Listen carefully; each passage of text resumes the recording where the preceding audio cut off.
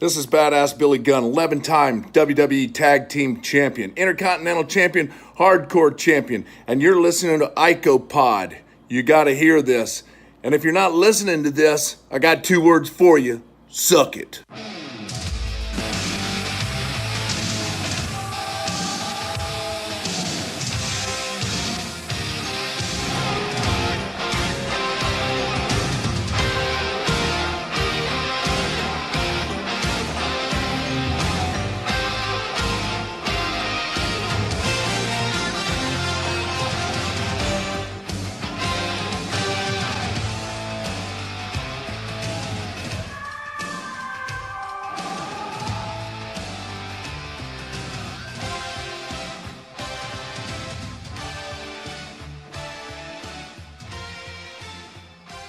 There's a lot of things that I hate about the summer. Mosquitoes, the heat. That's pretty much it. But what I do like is IcoPod. And we are back with episode 35. I'm Bob Conley Jr. And always, second wheel, Austin Skidder. What's going on, man? Well, now everybody thinks you're an idiot, Bob, because technically right now it's like fall. By the time this is coming out. When we're recording it, it's summer. Right, people don't care about that. Yeah, well, I do. Speaking of things I hate, how you doing, Bob? Wow, man, that sucks. That was hurtful. What's new? What's new in Bobland? Not much. I'm doing pretty well. I obviously watched the SummerSlam Spectacular. Oh shit, that was this week? Yeah. Why? What are you at? Survivor Series or something? Nah, I'm on Raw 16. You're a son of... You went backwards? Yeah, it's the WWF Raw Rewind. Oh, nice. Yeah, no, so I watched obviously Spectacular and SummerSlam, and I also today watched Road Wild 98 for when I jump onto the Wrestling 20 Years Ago podcast this coming Sunday, which would be September 2nd. Oh, so by the time people are listening to this, though, it'll be like October something, 8th. Right. Yeah. So they would have already heard that. Yeah, probably. Cool. How often do you record with those guys, Bob? Is it sporadic? Yeah, well, I think they've done the last 3 WCW ones. So it's once a month. They only do it once a month. Okay. But I did the Slamboree. And did I do Great? I don't think I did Great American Bash. So I lied. So I did May. Oh, Bash of the Beach. I did Bash of the Beach. Yeah. So I did Slamboree, Bash of the Beach, and now I'm doing Road Wild 98. Nice. Now, I guess the important question is, yeah, do you plug our shit on there? I do. All right. IcoPod. And I mentioned the Lex Express thing, and they started laughing. Oh, no. Because I was like, yeah, man, we just got to the Lex Express. And he was like, oh, boy. That's right, baby. Best era ever. Hashtag. Yeah, you gotta love it. That's right. So this week and next week will be this week's obviously this Spectacular. Next week is SummerSlam 93. Just a forewarning that next week's episode will have a bunch of listener feedback because SummerSlam 93, I guess, kind of has some infamous happenings, if you can call it that. So there's quite a few people that want to get their thoughts shared here on the IcoPod experience. So we'll read them on the air. It's like literally about 3 pages long of stuff. So, oh boy, we can discuss things this week. There's a couple of things that we can chat about too, but I don't want to move too far ahead. But if you're listening to this and you want to be one of the people that sends us some stuff, you can do so by going to Facebook, typing in IcoPod, send us a message there, or comment on posts, whichever, and then also icopodcast@gmail.com. We can read it from there as well. So again, like I've mentioned before, if you're following along, which a few people have been, if you want to restart and follow along and want to send stuff, hey man, you guys didn't give Flair Perfect enough credit on the third Raw or whatever. Send it along. We can read it on the air. Yeah. And, discuss things from the past. Doesn't really matter. So not any kind of strict timeline, I would say, in terms of discussion. So. That work for you, Austin, or what? I guess you make all the rules here. But yeah, really, in IcoPod, there is no rules. If you want to talk about the first Raw, we're going to talk about the first Raw. Yeah. If you want to talk about WCW 1999, we ain't talking about WCW 1999. Because we ain't there yet. Right. So shut up. Yeah. We don't See you in a care about couple the years. wolf. We don't care about the wolf pack. Right. We'll see you in 2023. Right. All right. Otherwise, message us. Get on our Facebook. Don't really stalk us, but like message us on there. And we'll chat about it. Don't hit me up, or not hit me up, but don't hit up IcoPod at like 11 o'clock at night. Okay. And want to have a full-blown conversation. Yeah. Because know the time differences, guys. Right. Yeah, because odds are Bob ain't going to fucking answer you. No, the thing is I do answer because I'm not rude. I was going to say, I ain't even going to look at it. Yeah, I answer. So, But either way. I'm busting chops on that, but I'm trying not to have, full-length conversations at 11:30 at night after coming home from work. This is our shoot job. So you can just drop the act there, Bob. Oh, yeah, right. Sorry, because the 6.4 million listeners. Right. Yeah, so. I fucked that up. No, so we got those coming up, and then we're gonna take a few weeks off, I think. Yeah, we're done after that. We quit. Yeah, we'll just hang them up. Not even finish a full year of Raw. Just say fuck it. Yeah, absolutely. But of course, anybody that all the people that listen to this, you guys won't even know that we'll take a few weeks off because we have 6 or 7 fucking episodes saved up. That's right, baby. Because we think ahead. And then we we're planning a couple of live watches. When we return, and we'll get back into the Raws and stuff like that. I know we'll do Slamboree 93, and I still don't know if we've even picked a second one. Probably a Coliseum video at this point. Yeah, not quite yet, I don't think. Yeah, so just be on the lookout for that. After next week's episode, and I'll mention again on the SummerSlam one, we'll be releasing our 4th bonus episode, which would be the Thursday after SummerSlam 93, and it will be SummerSlam 92, which we recorded back on like June 1st. That's right. When Austin was still here in Syracuse and before he moved to Orlando. Fucking asshole. Speaking of that day, Bob, I want to say, now correct me if I'm wrong, but I believe that it was 12 solid hours of audio content. Oh yeah, because we did. What was it? The Raw before King of the Ring, and then Super Brawl 3 and SummerSlam 92. Yeah. Yeah. So we for sure. It was like roughly 9 hours with like the 3 pay-per-views and then an hour of Raw. Right. So you probably round up. Yeah, it was close. Yeah, I would probably round up. That was a long day. It was a very busy day. Right. So there's that for you. Yeah. But no sense in probably delaying the inevitable here. That's right. Let's continue on here with episode 35 as we get to SummerSlam Spectacular. Some observer notes before we get into some other things here. The Raw on 8/16 got a 3.2 rating. Oh. The Undertaker has missed most of the shows recently as it pertains to house shows due to suffering a leg injury while playing softball. Are you fucking kidding me? Yeah, I thought. Was he on Psycho Sid's team? I was just gonna say I had to reread it to make sure it wasn't Psycho Sid. What the hell? I'm surprised he never got any shit for that, Oh, he's the Undertaker. Yeah, I guess he's kind of beloved. Right. The WWF will be doing a Lex Luger versus Yokozuna match at the USWA show on August 23rd as a dry run for SummerSlam. What? Yeah. Why would you do that? Well, you got to get some chemistry going. You were working with USWA. Kind of makes sense. A little bit. I don't know. I think I would have avoided that. I would have gimmicked it up a little bit, I think. I would have done, instead, I'd have Lex and Savage tag against, like, Yoko. And Lawler? Yeah. I think Lawler's a face in Memphis, though. Oh, then. Yeah, probably not. Yeah. Maybe even, I don't know, somebody else. Doink. Okay.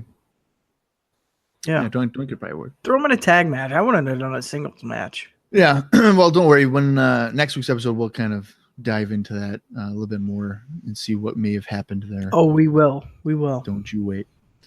WWF has seen an increase in business as it pertains to TV ratings.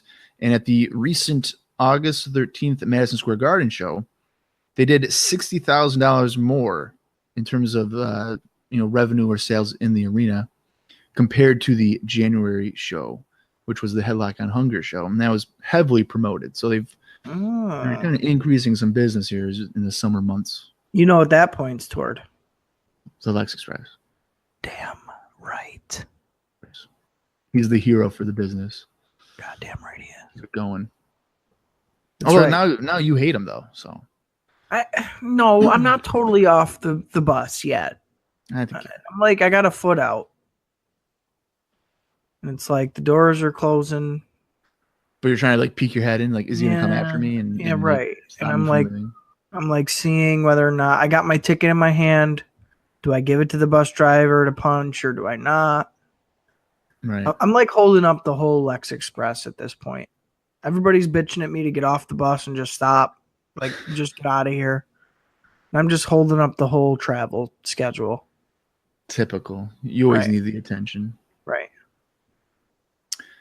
Some house show notes, and it's really just one show.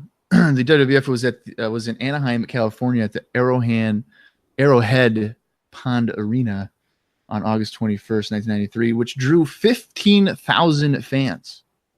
That's one of the highest ones I think we've seen in a while.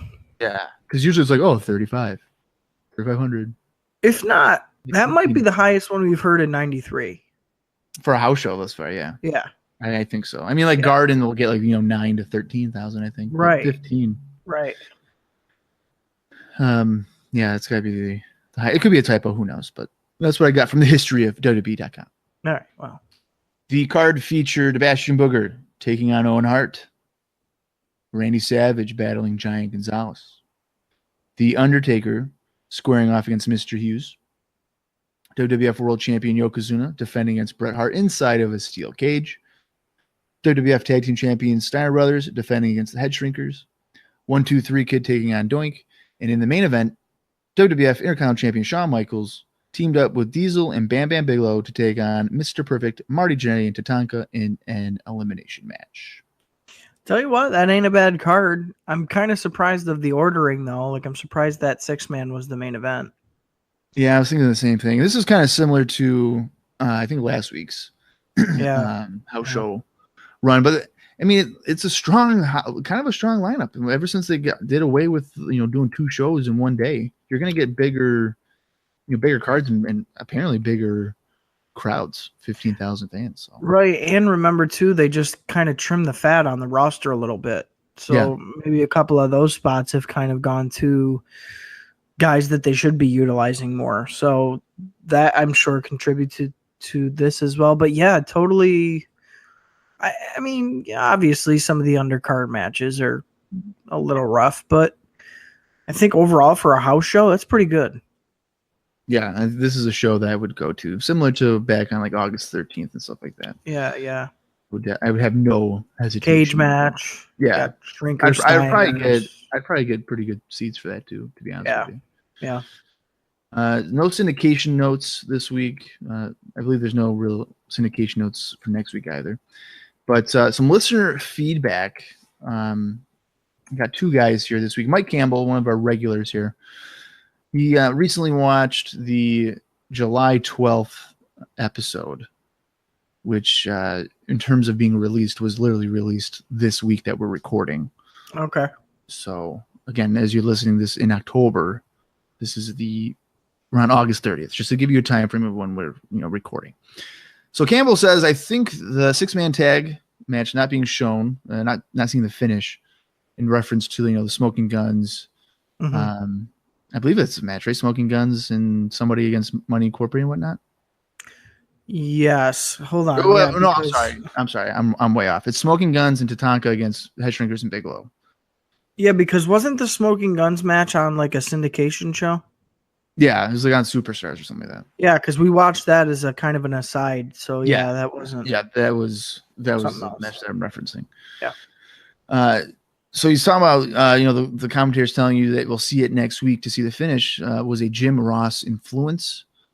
The UWF did that all the time in the 80s, and WCW would frequently go to commercial, tell fans that if the match ended during the commercial break, the tape machines were rolling, and they would show us when they came back. I do recall that happening quite a bit, but I don't really remember it ever happening in WCW. Like Shivani or somebody would be like, "Oh, don't you worry, those tape machines are rolling." But when they came back, it was usually still going on. Right. Yeah, they didn't pipe in the taped video, and then the episode ended a half hour late because they piped in taped video. Yeah, like that didn't happen. Right. So I get the inspiration there, but this is an example of it not being shown on television and having to wait a week. Now, it might have happened in WCW. I just don't know of it. But. Yeah, I honestly don't either. And that's probably more or less like 70% gimmick, 30% hey, just in case. It's gotta be gimmick. I mean, especially if it's a tape broadcast, they can definitely trim it to have it fit in there. Well, that's what I'm saying. Yeah. I had an interesting point though. It's interesting. Yeah, he has a couple more comments here. He goes, Bob's comment about would Stone Cold do something like the Lex Express is actually ironic.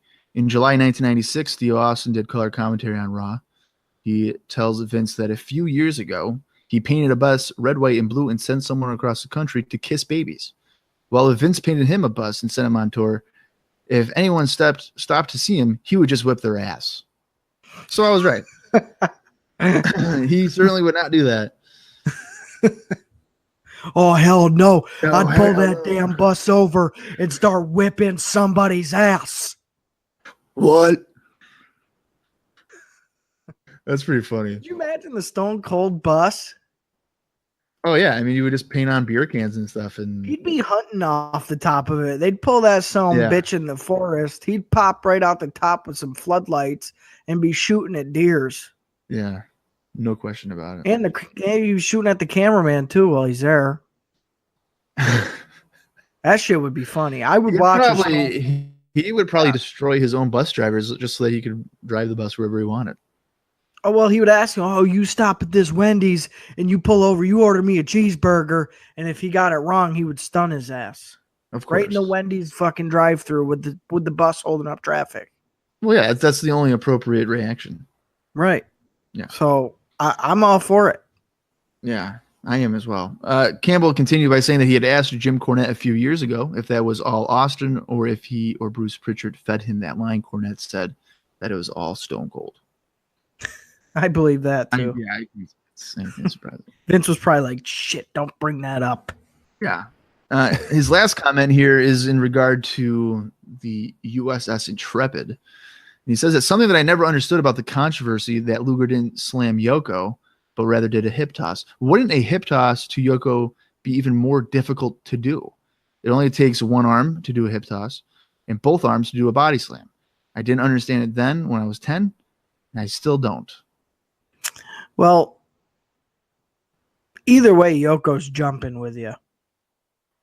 Yes. So if you want to get technical, neither one is impressive because the guy's got to jump for you.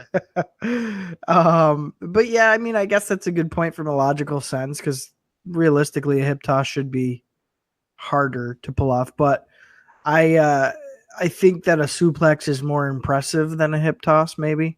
Like I would visually. feel like you're using more strength on a body slam because you got to do like the full rotation. Right, like the arm strength, more or less. Yeah, like a hip toss, it's more like literally you're just using your literal hips for hip toss. Right, body slam, you got to use your whole conditioned body. So. Right, because a hip toss is going to take more leg strength than anything. Yeah, to have a stable planted base and to maneuver the guy over. But a body slam, it's all upper body, I would think, and back. Yeah, I would have rather have seen Luger do like a Japanese arm drag. Steiner screwdriver. Yeah. Why not? On Yoko. Yeah. What's the worst that could happen? That'd maybe in my fantasy booking that I You'll do. book it that way. Because I'm a nerd. Yeah, I'll have Scott Steiner do the Steiner screwdriver to pin Yokozuna like in your house and just be like, it's totally normal. On the Intrepid, dude. Oh, well, I already did the Intrepid. They're going there again. No, I can't do that. Remember that one time when you guys did that rebooking competition? I was the judge, and I gave it to the guys so they put the belt on D'Lo Brown. You guys, what the fuck? Yeah, you POS. This is a great time to do this. Right before we continue on with another listener feedback here. Austin and Dallas, the guy who tried to get Hogan money from me, they got real mad at me because I was like, Hulk Hogan would never take a fall-away slam off the middle rope. They're like, yes, he would. No fucking way. So if anybody that's listening to this, all 6.4 million of you, do you think Hulk Hogan in 1997 would take a middle rope fall-away slam from Scott Hall? Absolutely. He would do it for his buddy. There's no fucking way. There's no way. The only reason why I did the D'Lo Brown thing was like, that is so random. And like, yes, I like D'Lo. It sucks. That's why you picked D'Lo it. Brown was great. Our storylines were on fire. Yeah, Raven and Ric Flair and stuff. Yeah, that was pretty good. Come on, that was good. It was. But D'Lo Brown wasn't your champion, so I couldn't give it to you. Sorry. Fucking D'Lo Brown. Our other guy here, Joe Mitchell, sent this in through or on the Facebook page, I should say. He says that he has a general question about the summer of 93 that he would like for us to discuss. Now, a forewarning here, there's a spoiler, a little bit of a spoiler, but it's been 25 years, so I feel like nobody listening to this wouldn't be aware of a comment here coming up soon. So 1993 is full of awkwardness in transition. I've always wondered why or how the fans just totally accepted the abruptness of Luger's face turn and suddenly is the top face of the company with zero explanation. He just showed up with a red, white, and blue shirt on, no questions asked. They loved it. By the same token, Razor is suddenly face because of virtually nothing but a racist comment made by Ted DiBiase. Crush turns heel in a couple of months after an epically lame face run too. Also, only somewhat related, it seems painfully obvious that Vince was planning on Hogan being in what became Luger's spot. I still feel strongly that this was Hulk showing his ultimate douchiness in light of the fact that he was back in wrestling a year later playing the same character in WCW. The rationale behind all this has been hard to wrap my head around. Just curious to hear your reactions to that. So what do you think of all that, Austin? It's a lot of good points. I totally agree with 93 feeling like a very transitional year because I think in a really big sense it is because we're not quite new generation yet and we're not quite 1991. Hogan and that sort of thing. So it is a weird spot. It is underappreciated though. As we go through, I've appreciated a lot more than I haven't appreciated. So that's been kind of a nice realization there. But as far as I agree with the Lex thing, but I don't think they unanimously accepted him. There's still times, even right up to SummerSlam, where I hear people chanting boring and just not into it at all. So for him to just say that, they kind of unanimously accepted that. I don't know if I agree with that. I do agree with that it comes out of nowhere. It makes no sense. And same thing with Ramon. I mean, it was a more natural thing with Ramon, and I think that's why they did it. But at the same time, the explanation was kind of poorly executed. And that's kind of been a little bit of the MO of 1993. There's been a lot of poor execution. So I don't necessarily know if all of it can fall on the wrestlers. I don't think it can. With that said, did 93 set up pretty well for what would become 94, 95? Yes, transitions usually aren't pretty, but they're necessary. And I think for being as transitional as it is, it's pretty damn good. And it's pretty underappreciated. And there's a lot to sink your teeth in and enjoy. Don't get me wrong, there's garbage. But all things considered, it could be a lot worse. Well, I mean, we've even mentioned it a few times on IcoPod that Luger turning face is completely random. Right. There was no explanation other than like, oh, he realized, he loved his country or whatever, or the country was bigger than him or something. Just a quick comment by It's a hollow explanation. Yeah, so it's just kind of justifying. Like you mentioned, Razor and his face turn, that had been building up since like February, really. I would even say after the Bret Hart Mania. match. I would even say Mania. Because when he was facing back, like February. I think Right. like the Battle Royal, you could tell that roughly, yeah. but Yeah. when he fought back, when they were definitely more into Razor. Right. So that one is, I wouldn't say sudden. That was like a slow kind of transition. Because when the kid beats him and stuff like that, he's still technically a heel for a couple weeks after. Again, would I have liked a better execution? Yeah. Yeah. I think that the when it came down to doing it, I feel like it could have been done better. The Razor one? Yeah. Yeah. Well, I mean the segment with DiBiase or Money Incorporated, I guess that one was because like didn't they come out just to talk about the Steiner brothers and suddenly DiBiase was just like, oh yeah, that Razor. And exactly. And that was one of my gripes when we were talking about it back then. But, I can definitely sympathize with that one. Maybe that again, it was more natural.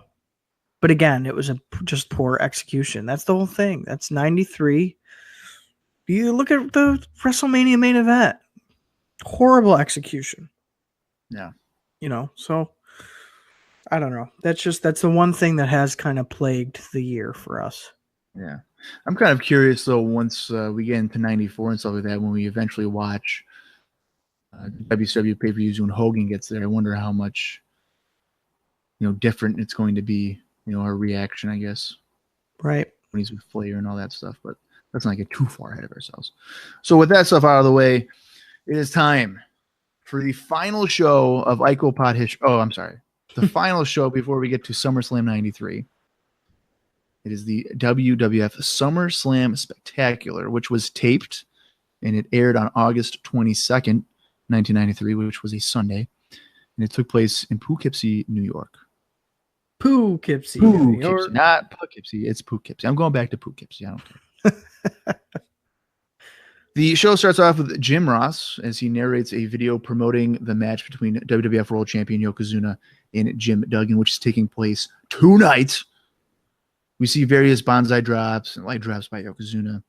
They highlight the showdown that took place back in February between Duggan and Yoko, where Duggan was laid out. However, it's not mentioned that Duggan knocked Yoko off his feet to win the original battle. I thought that was pretty interesting to kind of leave out that little nugget of information. They just made it look like Yokozuna was a dominant force and Duggan couldn't handle it. Right. We then go to the Mid-Hudson Civic Center, where Jim Ross and Gorilla Monsoon are on commentary, and they proceed to promote the matches that take place on the show. There will also be another Lex Luger interview. Yeah, and kind of just to paint the picture for you, the scene, if you will. Right off the bat, Gorilla Monsoon and JR on commentary just made the show feel bigger. So right off the bat, I was digging it. And then they're kind of shooting from the skybox. So like the crowd's behind them in the shot. So again, it already feels like a bigger show, a more important show. And I think that's going to be key moving forward with this episode because, again, if this is the show you're using to hype up your SummerSlam card, it better deliver. So I think right off the bat, they were starting off well. With that said, they were really putting over the cage match, being kind of the most dangerous match stipulation in WWF history. And they did. They went through the rest of the card. But to paint the picture, again, it felt big. Yeah, I don't know. I feel like anytime Monsoon's on commentary, it just feels like it's special. Yeah. Yeah, it's definitely a bigger deal. Right. Going. Speaking of big deals, we start off with a pretty big first contest here, as it is, in fact, WWF World Champion Yokozuna taking on Jim Duggan in a non-title contest. Yeah, and I was like, wait a second. What? Because they throw it to the ring, and we're opening up with Yoko's entrance. Right. And this is one of the big promoted matches. So to start off right off the bat, I wasn't sure if that was a good idea or not. because I feel like that's something people would have paid to see. So to kind of throw it out to them first, I was kind of weirded out by that. Now I'm kind of confused here for a second because I'm looking through my notes and I don't see anything about Lex Luger in the interview. What? The Lex Luger interview? Oh, wait a second. Do they actually do it? Because I'm looking through my notes and I don't recall him talking to Lex Luger, but it's promoted as talking to him. Hold on. Yeah, because I have to look. Now that you mention it, I don't think I remember that either. Because I'm like panicking that I forgot something and I don't recall anything happening. Hang on, let me look. We're going through here. I'm even looking up somebody else's review to see if I completely missed it. No, man, I don't think we got a Lex Luger interview. Okay, so because remember they finished it last week. It was kind of painted as a complete picture. Yeah, well, that's why I was confused about how they're saying that there was going to be another one and there wasn't. Oh, interesting. So here's a false advertisement by WWF because that does not happen. So good thing I kind of could not remember it because it did not happen. All right. Good catch. Good catch. So as I said, opening contest, WWF champion Yokozuna Jim Duggan, non-title match, kind of a bigger deal. And when Jim Duggan kind of came out, he got a bigger reaction. Mm-hmm. Still a pretty good reaction. Mm-hmm. Showing that he's still over with the crowd. So the crowd is fired up as Duggan attacks Yoko from behind with forearm strikes in the corner as Yoko is doing his usual salt routine, tossing in the air and whatnot. Duggan tries to use his 2x4, and the referee stops that from happening, which allows Yoko to get the upper hand with throat thrusts. Yoko keeps control with a headbutt to keep Duggan on the mat. Hacksaw gets a second win and walks around ringside area before returning to the ring. He fires away with several strikes, but it's decked by Yoko. The champ hits a leg drop. Yoko slows down the match with a bear hug right in the middle of the ring. Duggan's able to fight out, and he ducks a clothesline. He tries for a scoop slam, but Yoko lands on top of him for a 2 count as we go to commercial break. Now, answer me this, Bob, and you might be kind of surprised, but why did Jim Duggan not slam Yoko on the Intrepid? Like are you saying why didn't he try, or like why wasn't he the guy to do it? No way, I wouldn't do that. Why? Because you got to go younger. No, I mean I get that it's supposed to make a guy. Yeah, I don't know how much younger Lex Luger is than Duggan. I would imagine several years at least. Right. Yeah. Especially in terms of WWF television, Luger's brand freaking new. He's fresh. Yeah. So no, I probably would have had Duggan there to try. Well, I guess that's a good point, but I was more or less thinking, this has probably been Yoko's, other than Bret Hart, his hottest feud of the year. I would say it's hotter than Bret. Well, because there's been more substance. Yeah. So if you have Duggan slam Yoko, and then you do Yoko Duggan at SummerSlam, giving Yoko another big win, heading into Survivor Series, heading into next year's WrestleMania. I don't know. I feel like just story-wise, to progress it to that point, I think it would have meant a lot more than a Yokozuna Lex Luger match. Well, I don't know, man. I'm trying to wrap my head around that, and I'm just not buying Yoko Duggan at SummerSlam. I don't know. I don't know. For me to even consider that in 1993 is mind-blowing. Because think of it, Jim Duggan. There's no doubt that Duggan is over. Think of the year he's had. Yeah. As far as being utilized, the matches he's had, it weirdly enough has to be one of the best years of his career. Well, let's see. He had lost to no. Was he?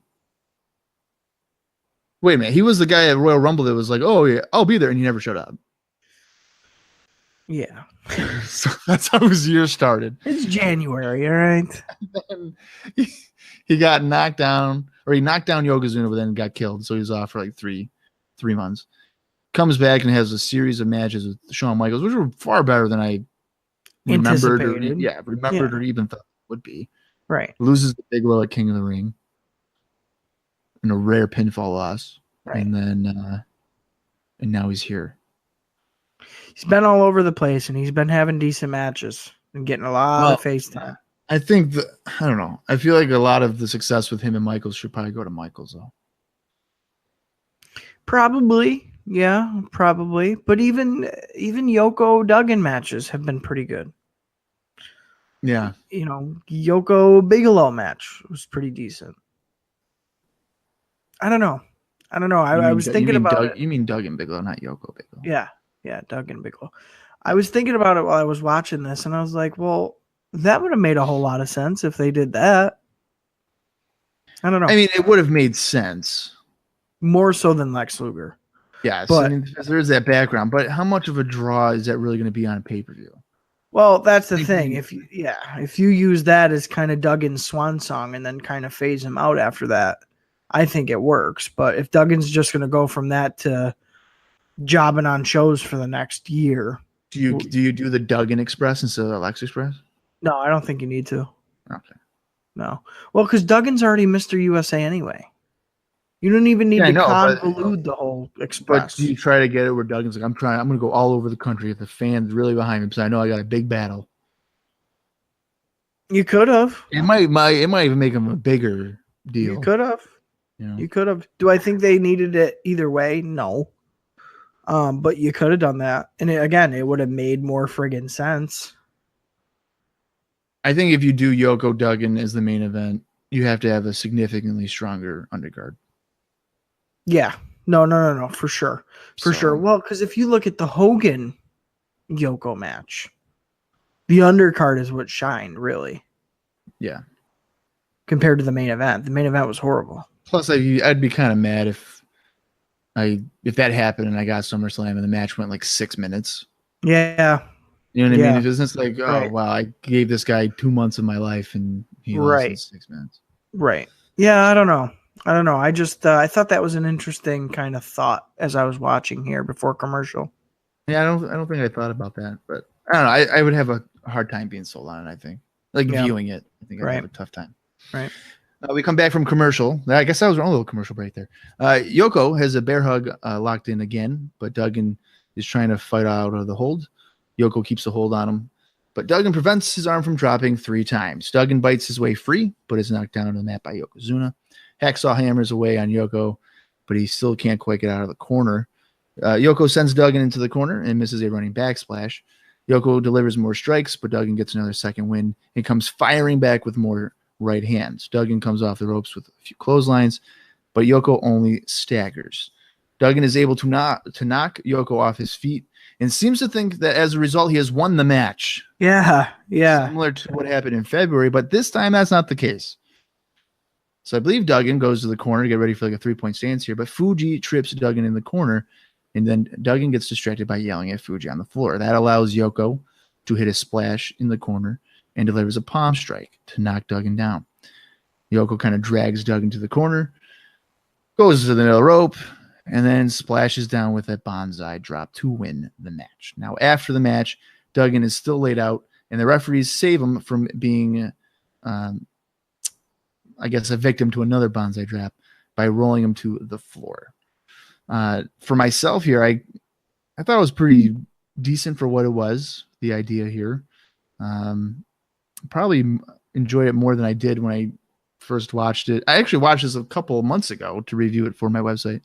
And I think I actually enjoyed it more in the context of watching all the shows leading up to it. So yeah, I thought this was better than the Yoko Savage at WrestleMania, or the March to WrestleMania 9. So it gives Yokozuna a pretty good win going into SummerSlam. But again, I mean, the distractions with Fuji and stuff, I don't think it's really necessary here. Seems to be the trend here for Yokozuna. Yeah, so with that aside, I thought it was another solid, pretty awesome match between Duggan and Yoko. They, again, I think delivered. And for a show opener, Could have been a lot worse. I'm glad it wasn't. It's funny to me that I'm literally sitting here talking to you, Bob, talking about how I enjoy a Jim Duggan Yokozuna match, but I do. I did. I liked kind of the storytelling with, the ref saved him this time from getting, further injury or further damage done to him again.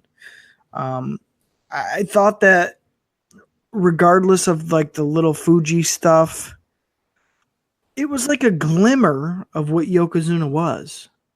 We got a glimmer of the old Yokozuna here. Not enough to stick around or get excited for, unfortunately.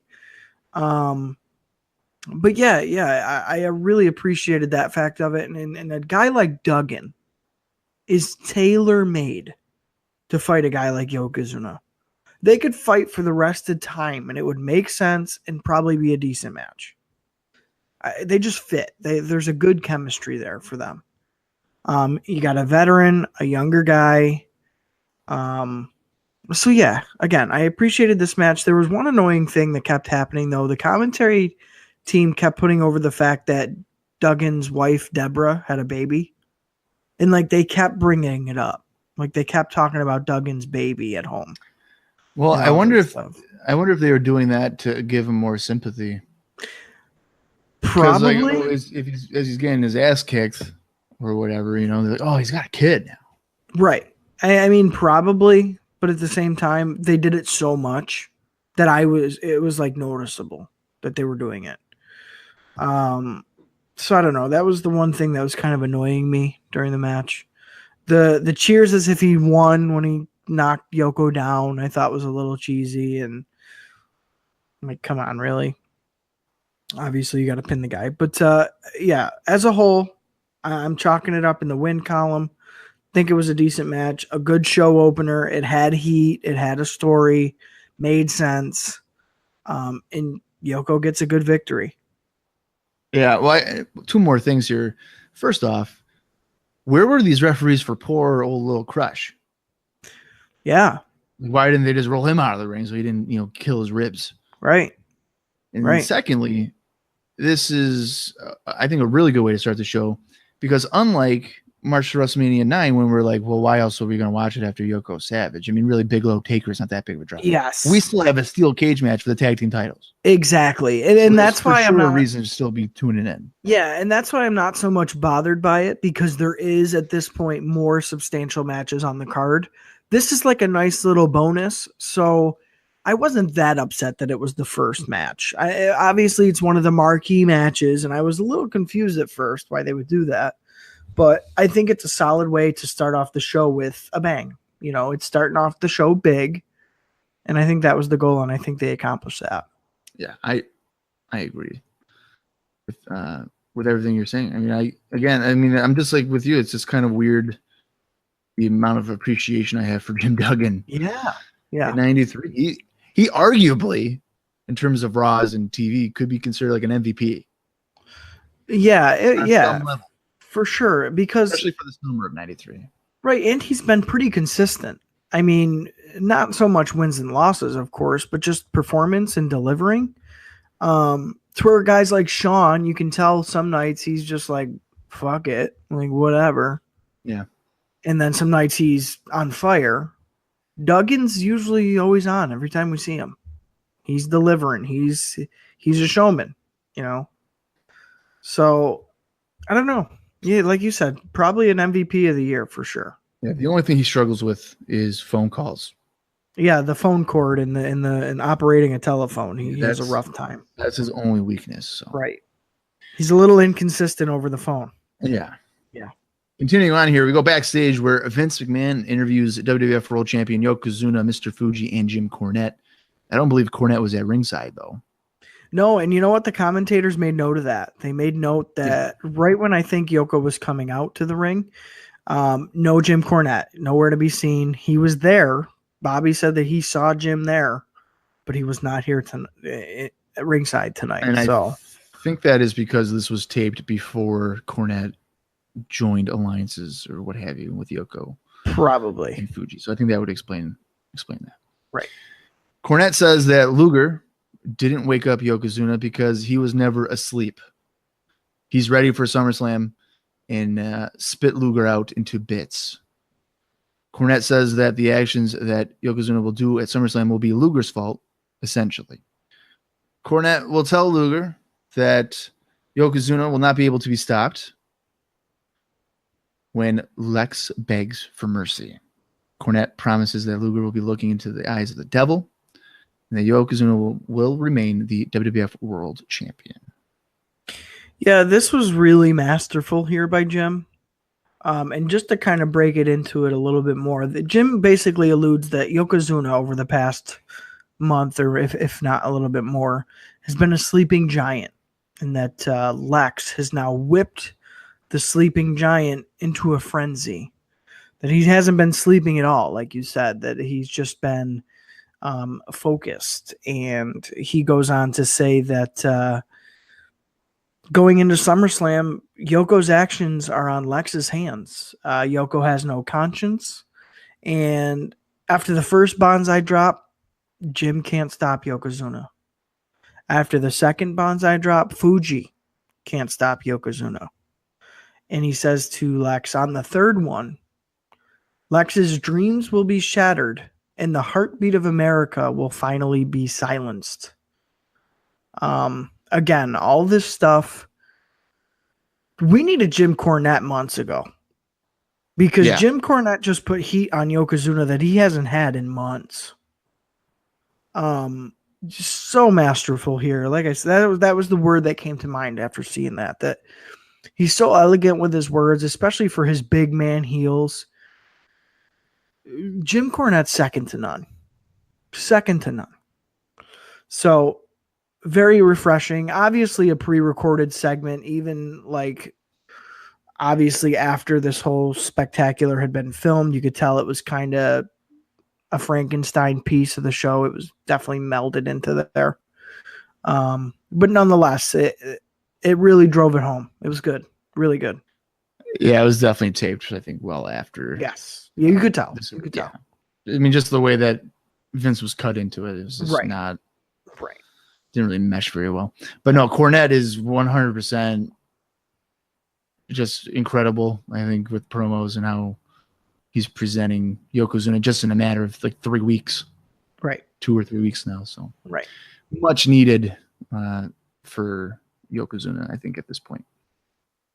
Anyway, we have the second contest of the evening. It is Blake Beverly trying his luck against Razor Ramon. Ramon tosses his toothpick into Blake's face to start the match. So Blake responds by slapping Ramon a few times in the corner and then slowly backs away to the middle of the ring, but keeps control with stomps, which backs Ramon back into the corner. Ramon fires back with a few chops of his own until Blake bails to the floor and then runs away from Razor. Ramon yanks Blake down by his hair. Blake avoids a test of strength with another boot to the midsection, and Ramon spins him around before delivering a right hand, that trademark discus right hand. Blake stops Ramon with a backdrop over the tops of the floor. Blake proceeds to expose the top turnbuckle. Beverly drives Ramon down to the mat with a neck breaker, and then he sends Ramon back first into the exposed turnbuckle. Beverly connects with the backbreaker to continue to have control of the bout, and then he power slams Ramon for another 2 count. Ramon counters the pin for a 2 count, but gets met with a quick clothesline. Blake then gets sent into the exposed turnbuckle, and Ramon finishes him off with the Razor's Edge. I found this to be fairly average. Wasn't too bad. Pretty forgettable probably, but fairly average. Decent story there with the exposed turnbuckle, stuff like that. But again, similar to what he had with 1-2-3 Kid a few weeks ago, I do think there's a spot for Blake Beverly on the WWF roster, even if it's as an enhancement guy. Right. He's definitely a hand at this point, just as kind of to fill the gaps and be where he needs to be when they need him. Like you, though, I mean, we got a few close pins. It wasn't bad. That's all I really had on it. It wasn't bad. I saw obviously the finish coming, like the reversal, the whip into the buckle. Well, they even like focus on the turnbuckle as like a foreshadowing, you know. Right. So that was a little telegraphed. You know what though? It was a 1-2-3. It wasn't a count out. It was, he hit the metal, of course, but I'll take it. Yeah, it wasn't bad. Yeah, solid win for Razor as he kind of marches up the card a little bit, and I'm very interested to see kind of which direction they go with him after SummerSlam, after this feud with DiBiase and all that sort of thing. And he's going to rise to the top quickly and like be kind of surprisingly like, oh, he's doing this now, or he's just going to be lost in the shuffle. One of the two for Razor. And I don't know what it's going to be, but you can tell this is going to be a make or break time for the character for sure. I think I see Razor as potentially being the number 2 face. I do too. Surpassing Luger, but not surpassing Brett. I do too. I just hope that A, the fans see him that way, and B, the Office does as well. So, yeah, I think it's more so the Office. Yeah, that he probably would have to worry about. Right. Coming up next is a special edition of King's Court with Jerry Lawler as he is in a pink Cadillac with a fake Elvis. Now, Lawler says that Helen Hart was already 70 years old when the car was made. He says that he doesn't like that Hart is pretending to be a king all over the world. Of course, that's in reference to. You froze up on me, Bob. I didn't hear you there.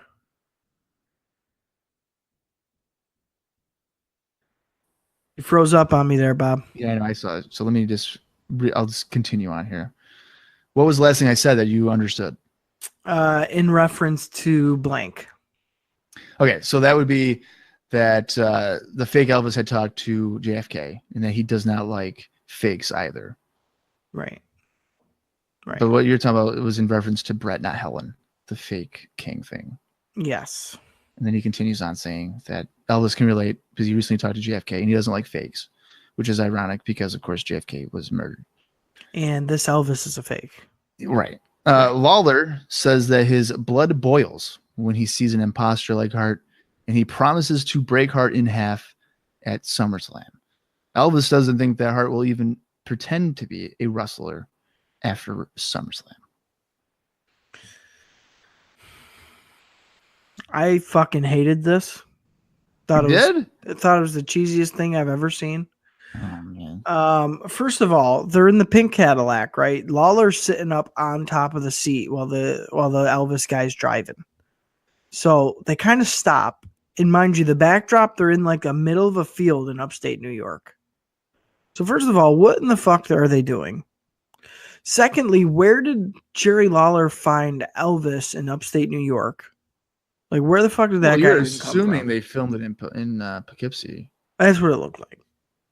It was like a farm. If I had to guess, Lawler probably taped it in Memphis and then sent it to the office. Well, it looked like farmland in upstate New York. No, I don't think they would have done that.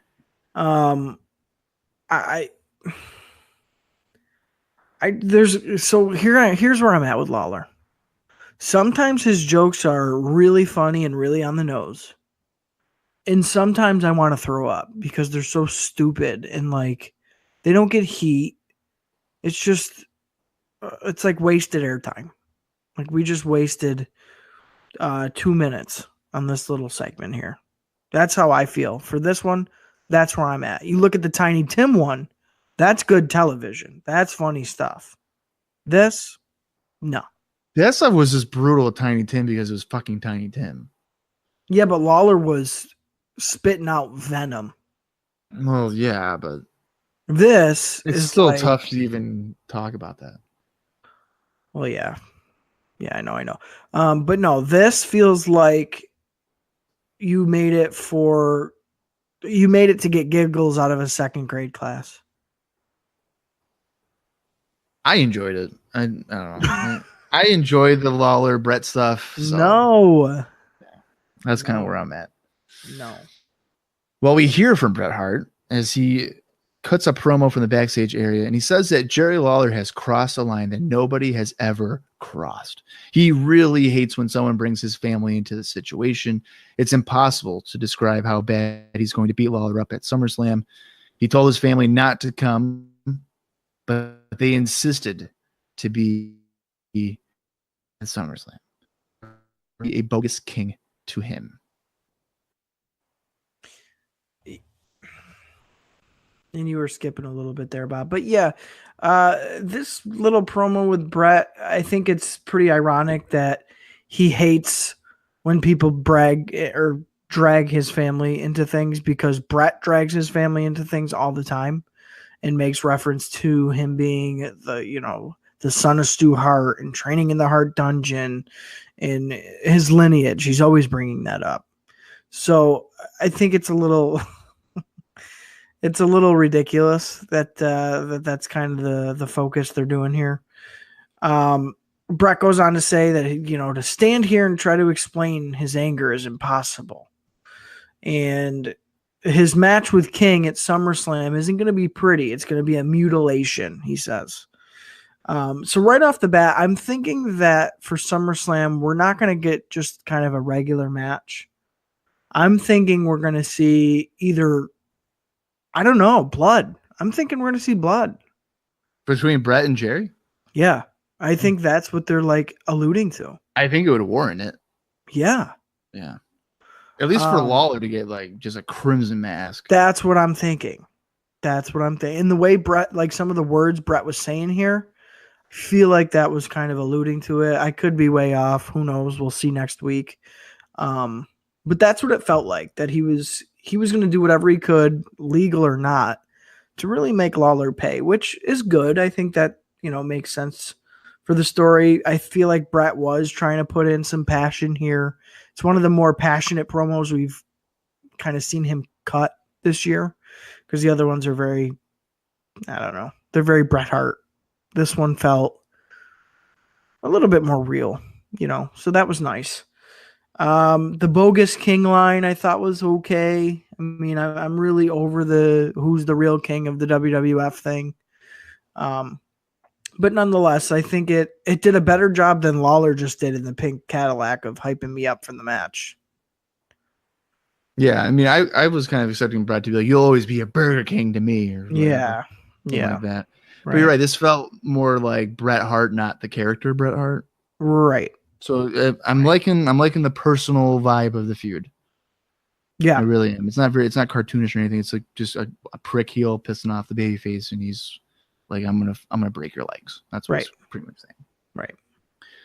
Our third contest of the evening is up next. Is the Smoking Guns in Tatanka taking on Barry Horowitz, Reno Riggins, and the Brooklyn Brawler. Now, Austin, I saw you just shaking your head no, so take it away. Well, obviously, I knew it was going to be a squash match, and Brawler, Horowitz, and Riggins were just going to squash the job guys here. Of course. Yeah. So, you knew right off the bat. Guns, Tatanka, they're going down. So, here we go. We get right into it here. Billy started things off with Barry and captured him quick in a hammerlock. And the two traded holds and were working almost too quickly. It looked well rehearsed. So it looked like they went over the opening spots here a couple times before they did it. And I felt like that kind of hurt it a little bit. Billy tagged in Bart to take on Reno Riggins. And we got, again, some more quick offense until Brawler was able to tag in and get his ass beat for a good solid minute. He's always good at taking those. So we got an illegal tag at that point between Tatanka and Bart, and a big power slam is hit on Brawler. Tatanka's power slam is, if I'm giving him credit for anything other than his chops, his power slams are pretty damn good too. Look at this. So there you go. Wow, you're jumping on the Tatanka train right now.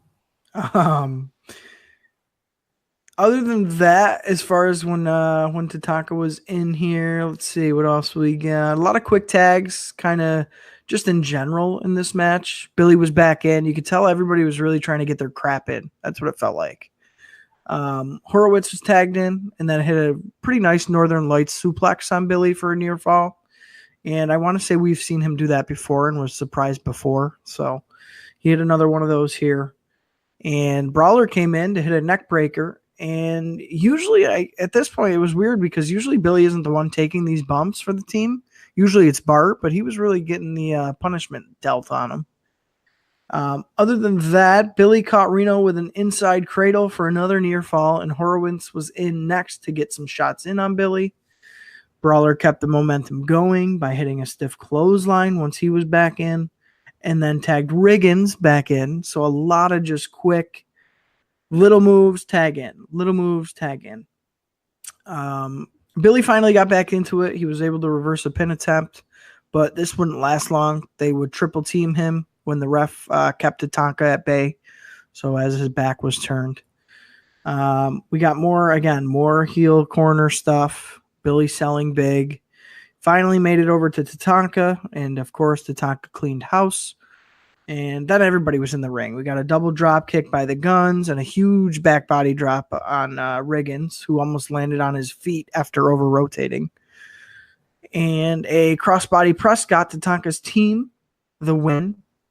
And it was all action, really, from start to finish. It was all action. It was quick.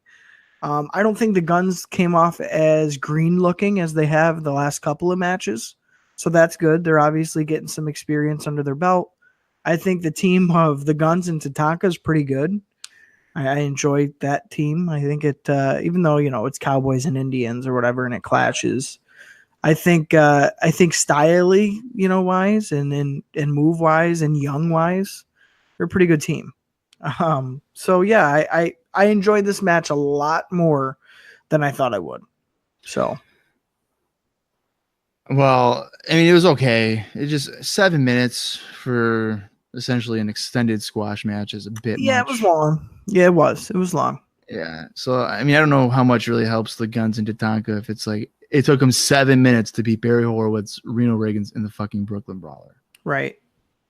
Considering they have a match with the Headshrinkers and Bigelow coming up. I mean, what the hell are we doing with that? But like you said, I mean, it's some decently paced action, stuff like that. They just probably should have cut it in half or so.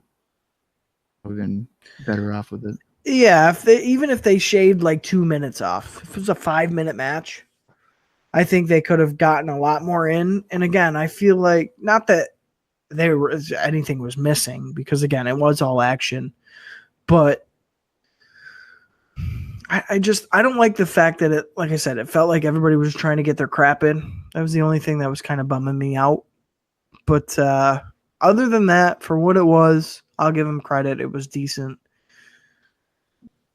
Definitely long though. Like it felt long. Yeah, but I'm just glad you're finally kind of getting on the Tatanka train here. No, just a little bit. It was all Sean. I knew you were gonna fucking say that. The Undertaker makes his way down to the ring to be interviewed by Mean Gene. He'll be fighting the Giant Gonzalez at SummerSlam. Gene wants to know what the rules are for Rest in Peace, because like no one knows what it is except for the Undertaker. Yeah. So Taker says that everyone has a day where they must be held accountable for their actions. That day for Gonzalez comes at SummerSlam. Now he still hasn't told us the rules of the match. He's just telling us that Gonzalez is going to basically die at SummerSlam. He may not have Paul Bearer, and he doesn't have the urn. However, he does have the power from the creatures of the night. Taker says that the match is just a match where he will take his flesh and extracts all of his organs. I mean, what? Okay. Taker will possess the soul of Giant Gonzalez. So he doesn't explain anything. He's just saying that he's going to kill Giant Gonzalez. Oh no, he says what the match is. That he's going to take his flesh and extract all of his organs. Yeah, listen. Here's what the match is. He says is that the match, he's going to take his hand. He's going to reach into the carcass of Giant Gonzalez. And he's going to pull out every living organ left that the Giant has. And that his soul will be claimed. That's the match. That's the rules for... No, that's literally the match. That's what's going to happen. He's going to reach into his carcass Pull out his living organs, and then his soul will be the Undertaker's. So That's what he tells him. So that's gonna be the match of the year then. Yeah, we're literally going to see a human sacrifice at SummerSlam with carcass mutilation and a guy who says he's the dead man, but he's not really dead, pulling out organs of a dead man who was a giant. Fuck the Undertaker. Fuck Giant Gonzalez. Fuck Gene for having this interview. Where's Mystery Hughes? Probably fucking on the next Les Express out of the WWF. I'd be on the same bus at this point after hearing this promo. Yeah, I don't know. Here's the thing. Not only am I not excited for this match, now I really don't want to see it because it's like the Luger thing. Like they ask, oh, who is Lex Luger? He tells them, but no, that's not really Lex Luger. Oh, Undertaker, what kind of match is this? He tells him, but oh no, that's not really what kind of match it's going to be. Yeah. They can't give you straight in. No. I just, oh my God. No. My God. So you would think that would be the end of the segment here, saying that he hasn't explained anything, but no, of course not. See, Giant Gonzalez and Harvey Whippleman come out to confront the Undertaker. Gonzalez says that Taker will not get up this time and that it is time for the Undertaker to rest in peace. Taker responds by taking off his jacket, and then Gonzalez backs off. Undertaker stands in the ring, kind of just like staring him down, I guess, and then exits to follow Gonzalez to the backstage area. That answered a lot. Yeah. Now, I have no interest in that, like at all. No, we're having a match that is more than a day late and more than $1 short at this point. Yeah. Now let me throw it to you, Bob. Let's see. Ideal situation, you're gonna get the most out of it. What match stipulation would you put him in? I mean, the obvious one is a casket match, I guess. See, that's why I wouldn't want to pick something like that. Well, I mean, that's the obvious one. Right. Like, what, I don't know, what, 93, a match stipulation that you would do. I don't know, last man standing or something. Right. You could. You know what I was thinking? How cool would it have been to have seen Giant Gonzalez get buried alive? Like this giant creature, weird guy. You have to get him in this hole. He's huge. Then you have to bury him. Yeah, but does that stipulation really fit in 1993 WWF? I don't know. If you played it more up, it does. Well, if you played it more up to the gimmick of Undertaker, and I'm not talking about the buried alives that we know. You know, probably a dumbed down version where I don't know that you cover the guy in dirt or something like that. Like it's like a set. Like if you think the funeral parlor, yeah, it's like a set. You know, where they, you have to drag the guy over. Matches that we know of were sets. Yeah, but like over the top of the bulldozer and a friggin' 8-foot hole. I don't know. Well, I don't know. If you did something kind of low budget, which they would have in 93. Oh, yeah. Would that have made the match more of a spectacle? I think yes. Maybe it would. Maybe people would want to pay money to see that. If you say, hey, we're going to introduce a new concept. Here's the buried alive match with Undertaker and Giant Gonzalez. Get ready. Never. You know what? Okay, if I were to put myself in like the mindset of a 6-year-old, or I was a young kid. I was like 4. Really, I was like 4. Right. But if I were to be like, in the mindset of like 8 or 9 or 10-year-old, whatever. The idea of Giant Gonzalez being buried alive, would I be like, oh my God, I want to see if they could do it? Yeah. I don't know. As a kid, you're like, no way. Like, he's not going to be able to cover, he's not going to be able to do that. No way. Why would Undertaker even want that kind of match? Well, I think my problem with this is that even as a kid, I was never sold on Giant Gonzalez. No, I know. That's why we're going to cover him in dirt and never talk about him again. Yeah, but like, I don't know. Like, even if I was in high school, or if I was old enough to have a job, Yeah. and I'm sitting there with $30 or whatever, and I'm like, should I order this pay-per-view based on the matches, and like, oh, buried alive match, like, well, we don't even know what that is. He's gonna bury the guy 8 feet under, 6 feet under, whatever. Like, is that really gonna tip me over to buy it? I don't know. I think I'd be more inclined to do so. We're talking about a new match stipulation. We don't even know what it is. And let's just assume that they announce it, more than a fucking 6 days ahead of time, right?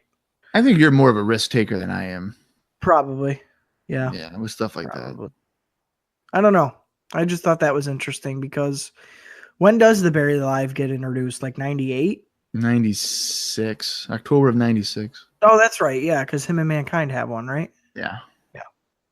So, I mean, we're not that far off, but I would have thought, like, for Giant Gonzalez, maybe a gimmick match like that. Well, because you're not going to do a cage match. No. You're not going to do... You could do a casket match, but how many times are you going to do an Undertaker casket match? Well, yeah. I mean, at this point... Well, I mean, has there been a lot of... I know he had one with Kamala. Right. And then who else? He had another one with somebody. No, I think it's only Kamala at Survivor Series 92. He didn't have one with Undertaker or with Hogan? No. He had like I thought 91 or something he might. No, 91 he was having body bag matches with Ultimate Warrior. That's what I'm thinking of.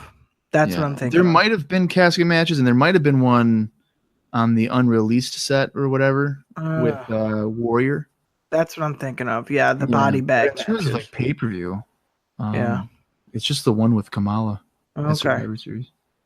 Well, so it hasn't been done to death yet, like it would be in later years. Right. I mean, I guess in that context, then that would make sense.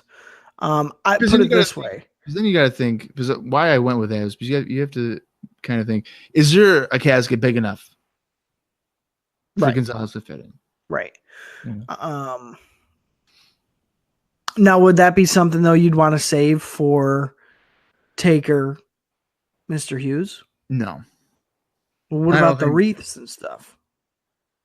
Well, yeah, that's true. And he did attack him at King of the Ring and stuff. You know? So there is that backstory to it. Yeah, I don't know. Well, maybe that's an interesting point because maybe Survivor Series, the name Survivor Series, could be like that's where we'll have a casket match, right, like every year, right. So maybe you're right. Maybe the idea was that Undertaker Hughes casket match Survivor Series, right. That could have been the plans. Yeah, you could pull that off, I think. Yeah. I don't know. I just think in general here, especially for this kind of WrestleMania rematch, they need a gimmick, and it's got to be something different and good. If they just do some bullshit like, oh, who cares? That's gonna suck. Yeah. And we will see what happens next week. Can't wait. Yeah. We don't have to wait till next week for the fourth contest tonight. It is WWF Intercontinental Champion Shawn Michaels taking on Mr. Bob Backlund. What do you got for that one, Austin? Well, after commercial here, Shawn came out with Diesel shortly behind. And Shawn was getting some big boos here. A lot of boos. He was in all red leather, and Diesel was in all black leather with frills. Okay. Backlund was out next in a hurry and got a pretty decent reaction. And this one, of course, was going to be for the belt. Backlund eyeballed the IC belt before Shawn snatched it away from him and then played to the crowd. So he didn't want Backlund to even be looking too closely at the Intercontinental title, which I liked. I thought that was a nice little insert there. So the bell rang and Diesel casually stayed in the ring. Stood in the ring, kind of refused to drop to the outside, just walking around. We're already stalling here. All right. Shawn kind of lazily got ready, took his chaps off, high five Diesel, and then after the high five, Diesel went to the outside. So here we go. Shawn and Backlund locked up pretty quick. Shawn hit a quick body slam on Backlund. And Shawn then swept an imaginary broom over Backlund, and I loved it. He's sweeping up the competition. This, Backlund's no sweat to Shawn Michaels. Perfect. Sean slammed him down again and rested in the corner perch as Bob Backlund got to his feet. So now he's downplaying him big time here. Again, I'm all for it because fucking Bob Backlund. All right. Gorilla said that there was no conceit that ran in Sean's family. And I'm thinking, you sure? Then he followed it up because Sean got it all. That's why it doesn't run in his family. Perfect line. So true. Backlund slammed Sean down pretty good and got a close backslide pin before Sean bailed to the outside. And then Sean spit at him from the floor, causing Backlund to, of course, chase Sean around ringside. So we were getting a lot of filler here. You could tell, even with Sean not taking the match seriously, I didn't take the match seriously. I didn't take Bob Backlund seriously as a challenge here for the IC belt. And I think that maybe have hurt the match a little bit, but nonetheless, we went to commercial break. And when we came back, Sean was laying punches into Backlund big time. He had a big X handle from the top and got Backlund down in a lying front face lock. You could see where Nash was getting, later on. So like when he's Kevin Nash in WCW, I can see where his cocky mannerisms come from. He ripped him directly off Shawn Michaels because there was a couple things here as kind of Shawn's laying here with, Backlund kind of incapacitated, let's say. He's just being a cocky prick and just some of the facial mannerisms that he's doing and stuff. Like I've seen Nash do that stuff. Those are exact faces I've seen Nash do later on. So it was so funny to me to just kind of watch that, especially with Nash being Diesel here and no character. You can see he was doing a lot of learning at ringside in 1993. Let's just say that. They referred to, speaking of Diesel, they referred to him as being a bouncer at a club in the past, which I thought was pretty funny because Vinny Vegas is like the club theme. He's like the casino guy. Yeah. I kind of made that connection, but that's not what they intended it because I think Nash was like a shoot bouncer, right? Yeah, I was gonna say I think that was legitimate was something he had done. Right. I don't know. I like to make that connection and I like to think that that's where they were going with it, but I obviously know that's not the case, but I just thought it was a funny thing that they kind of threw in there. Back in the action here, Backlund open hand slap Sean. Back body dropped him, hit a drop kick, a swinging neck breaker, and then got a near fall on the champ. So he kind of rallied back here a little bit and kind of kept on with Sean decently. He hit him with a big atomic drop and held him up there for a while. Another near fall, but Diesel got up on the apron to cause a distraction. So no pinfall there for old Bobby Backlund. Sean was able to roll up Backlund with a handful of tights, and the crowd booed the hell out of the finish. Because that's what it is. We basically got a tights for the 3 count. I thought the match could have been much, much worse, especially with what we've seen lately of Backlund. It hasn't been really that good.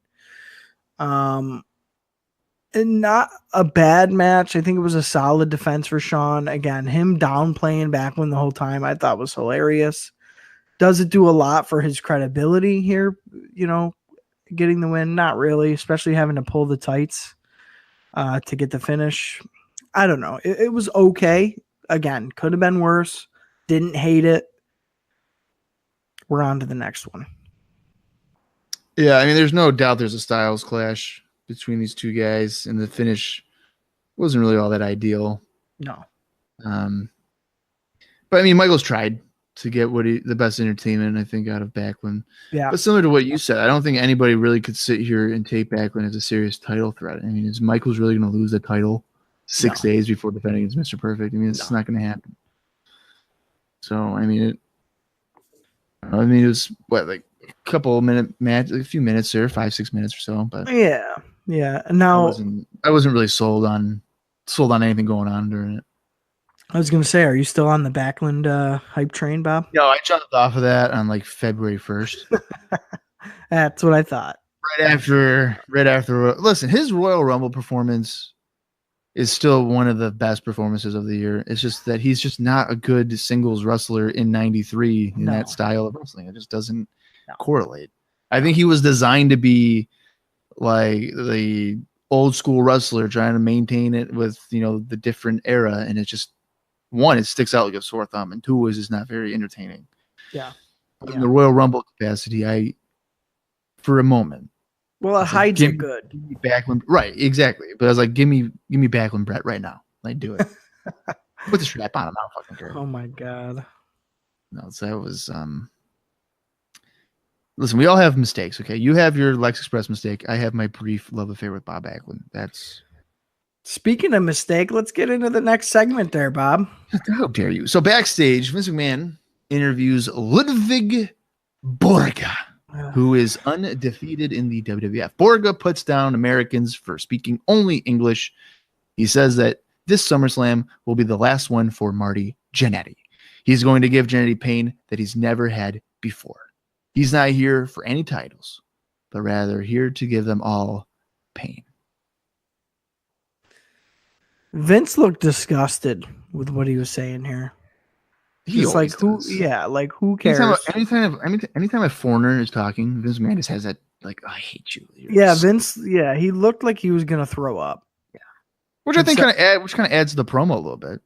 I think so, because I was watching Vince more than I was watching Ludwig the whole time. So it's Ludwig, whatever. It's Lughead.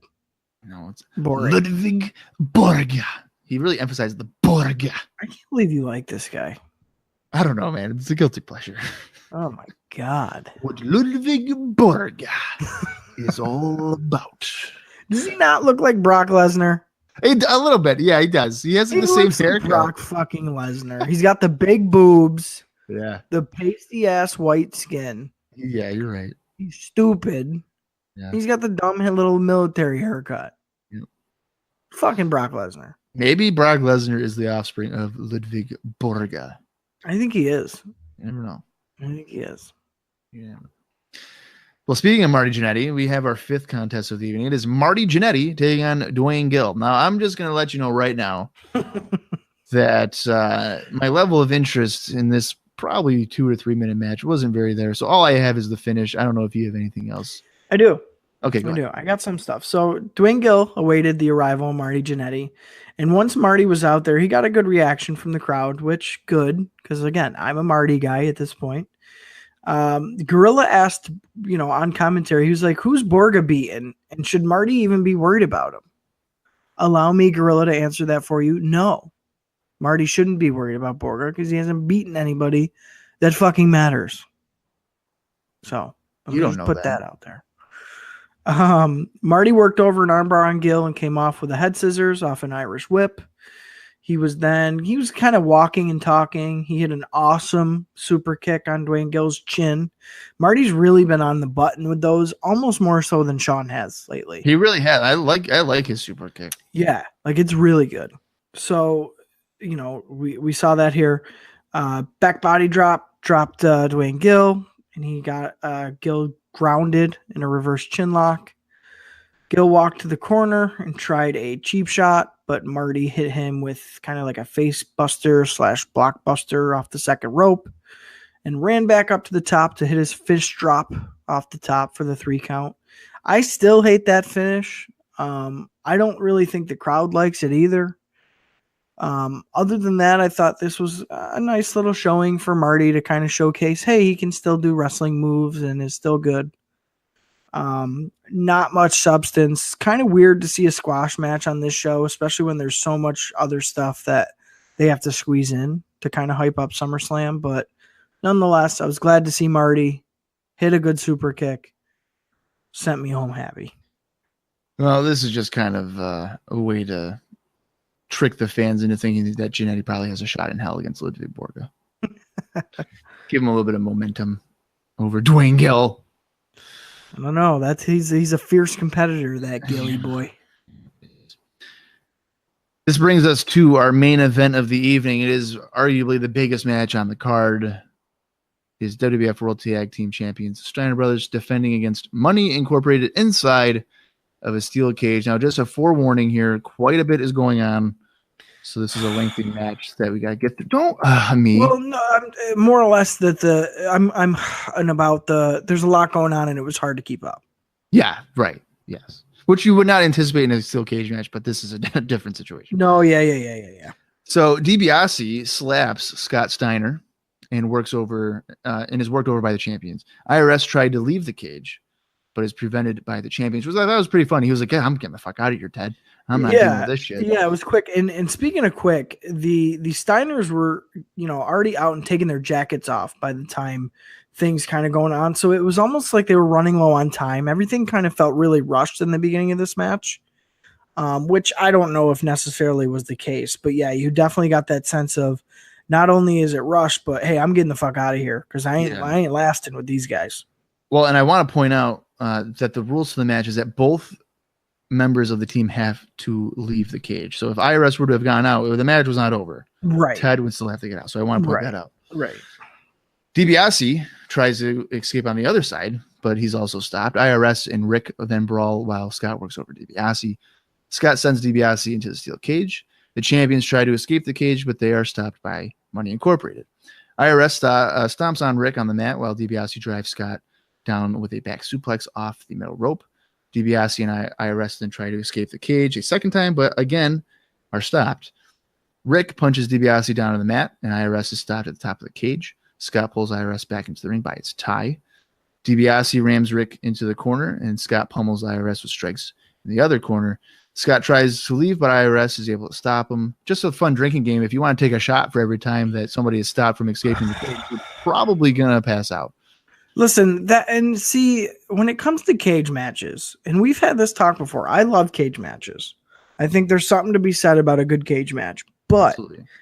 When they make it more or less about escaping the cage over the brutality of the cage, I don't like that. It takes away from the focus of the match, and it just becomes it's like a race. Right. I don't like that. No, I agree. Like, this isn't a cage match you would see in NWA 86. No, it's like I'm going to get there. You better stop me. Right. It's like if you ever played like the newer wrestling games online, right? Mm-hmm. And you're playing with some jamoke and you're in a cage match. That fucker's going to try and climb that cage every goddamn second. And you're going to hurt your fingers because you're mashing the button so hard trying to catch him. And he's just going to keep doing it until he climbs out. Yeah. That's what it was. Yeah. Up until this point. That's what it was. Yeah. No, that's 100%. DiBiase rams Rick headfirst into the steel cage. IRS crotches Scott on the top rope. DiBiase is nearly out of the cage, but Rick is able to crotch Ted over the top of the cage to prevent him from falling down or anything. DiBiase falls back into the ring, and IRS continues to work over Rick. IRS gets stopped by Scott, but Scott tries to escape now as Rick is working over DiBiase. Rick punches IRS several times, and IRS lets go. DiBiase comes over and tries to stop Scott and brings him back into the ring with a suplex. IRS holds Rick to allow DiBiase to get a few shots in. DiBiase elbows Rick to take him down to the mat and double teams Scott with IRS.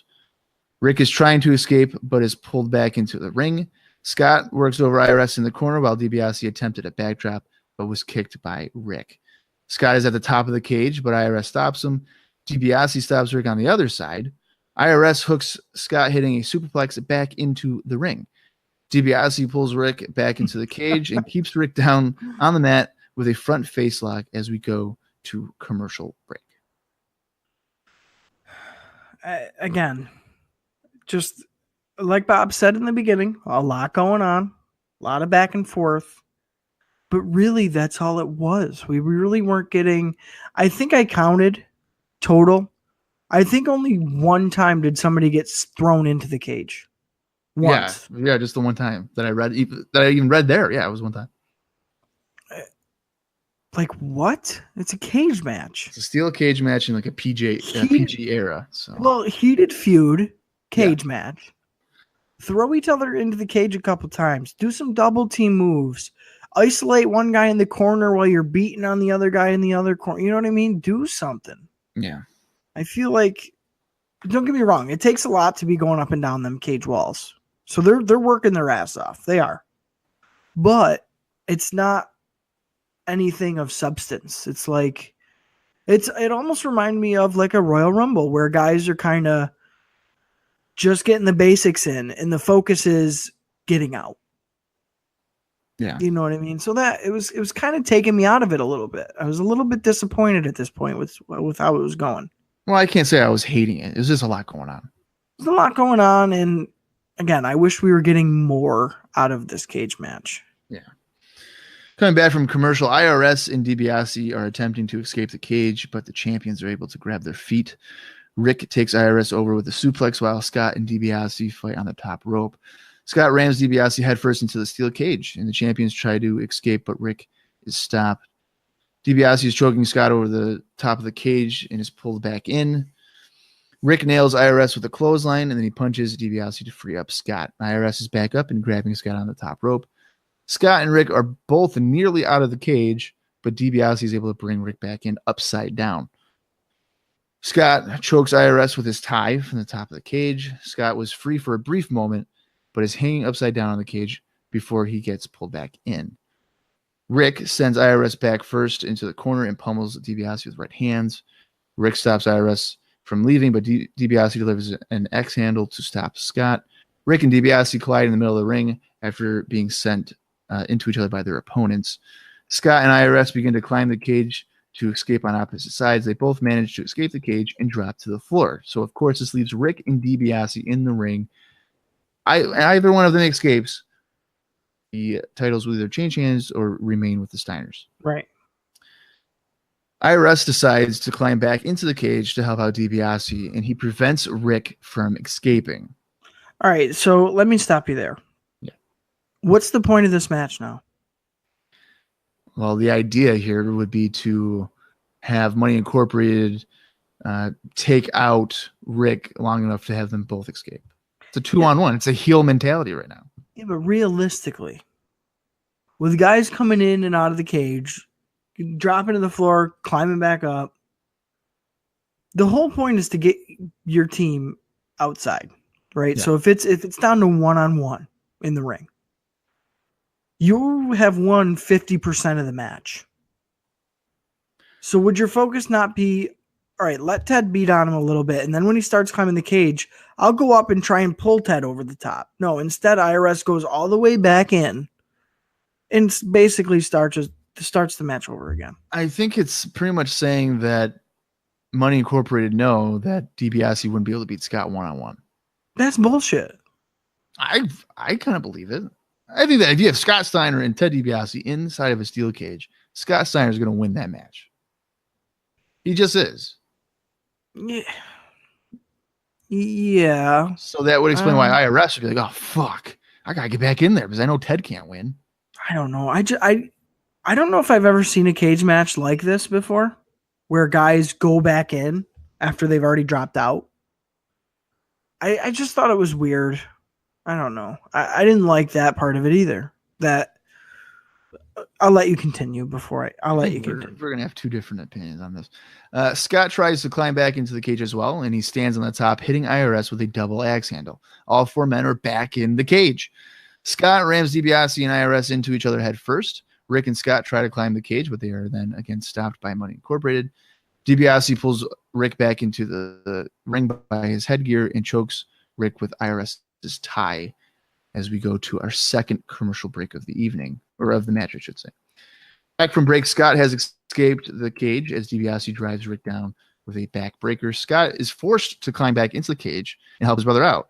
Scott decks DiBiase and fails at preventing IRS from escaping the cage.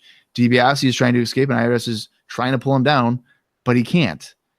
Rick pulls DiBiase back into the cage, and the champions have the advantage. DiBiase is upside down in the corner, being stomped on by the champions. Rick and Scott try to go out at the same corner, but IRS climbs back up the cage and stops the champions from leaving. DiBiase atomic drops Scott, and Rick kicks IRS away to climb out of the cage without any fight. IRS chokes Scott with his tie, and Rick begins to climb back into the cage yet again. Scott nails Money Incorporated with a double clothesline, so Rick drops back down to the floor and roots his brother on to escape the cage. DiBiase has grabbed Scott on the top rope to stop his escape. IRS manages to escape on the other side of the cage. Rick runs over to the other side, and IRS is on Rick's shoulders. DiBiase has escaped, and is hammering away on the sides of Rick Steiner with the thought here of being, if he knocks Rick down, IRS would hit the floor and they would win the tag team titles. However, DiBiase seemingly forgetting about Scott Steiner, or, at least not having his eyes solely on him. Scott Steiner is able to escape the cage and hits the floor to win the match. And obviously DiBiase is like, whoa, damn it. What the hell? God damn it. I can't believe we couldn't get it. So the Steiner brothers retain the tag team championships. So I'm going to let Austin go ahead and share your thoughts on this match first. What did you think of this steel cage match? All right. So in a weird twist of fate here in 1993, I thought the finish was better than the whole match. Okay. I liked the finish a lot. I liked the fact that Ted's so worried about getting IRS off Rick's shoulders that he totally forgets about Scott climbing down and just winning no problem. I thought that was great. The perfect heel face thing. It made for a tense finish. Like, oh my God, maybe our IRS will drop from his shoulders and they'll win. He'll beat Rick, or he'll beat Scott from dropping to the floor. So I thought that was really well done. There was a couple things I did not like. I did not like the fact that, again, the match was basically a rat race up and down the cage. That was the main focus. I didn't like that part of it. I didn't like the part that several times, kind of towards the end of the match, both the Steiners and Money Inc. were on the floor several times and then back into the cage several times. I feel like you're taking away from the match a little bit when, imagine how much more tense it could have been with the finish being what it was if they had never gone out to the floor other than at that moment. I think you take away from it a little bit going out and in so much. With that said, it's the first cage match we've seen in 93. I don't think it necessarily disappointed, but I don't know if it necessarily delivered what I wanted it to. I remember talking about this when we recorded last, being really hyped to see this match. I was like, oh, fuck yeah. I don't want to see any more Steiners and Money Inc., but I want to see him in a cage match.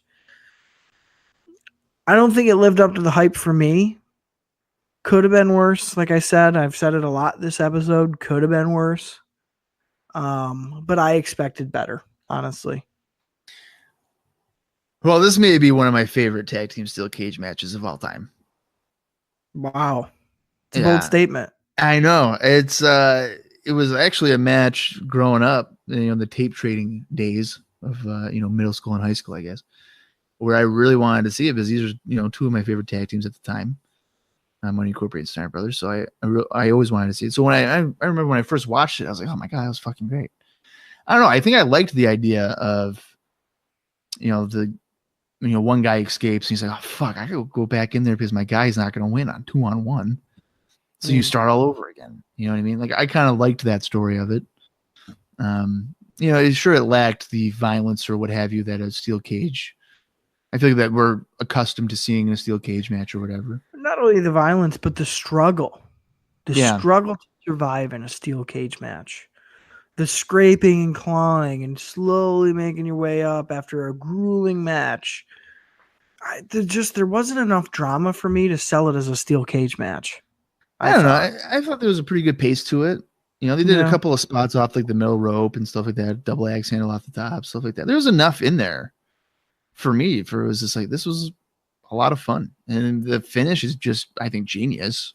It's so good. The finish is really good. You know what I mean? Like DiBiase is just so focused on, he just knows I just have to knock this guy down. Yeah. And you can win. Kind of makes you wonder, think why he just didn't like pick up Rick and then like place him down. Like scoop him and then like just drop him down or something. Grab a chair and just jab him in the midsection or something. Right. I guess suspend your disbelief there for shot block him. Yeah, low blow, anything, but he didn't do it. But this is, I would say, one of my favorite tag team steel cage matches that I've seen. So I really enjoyed it. I can dig it. I mean,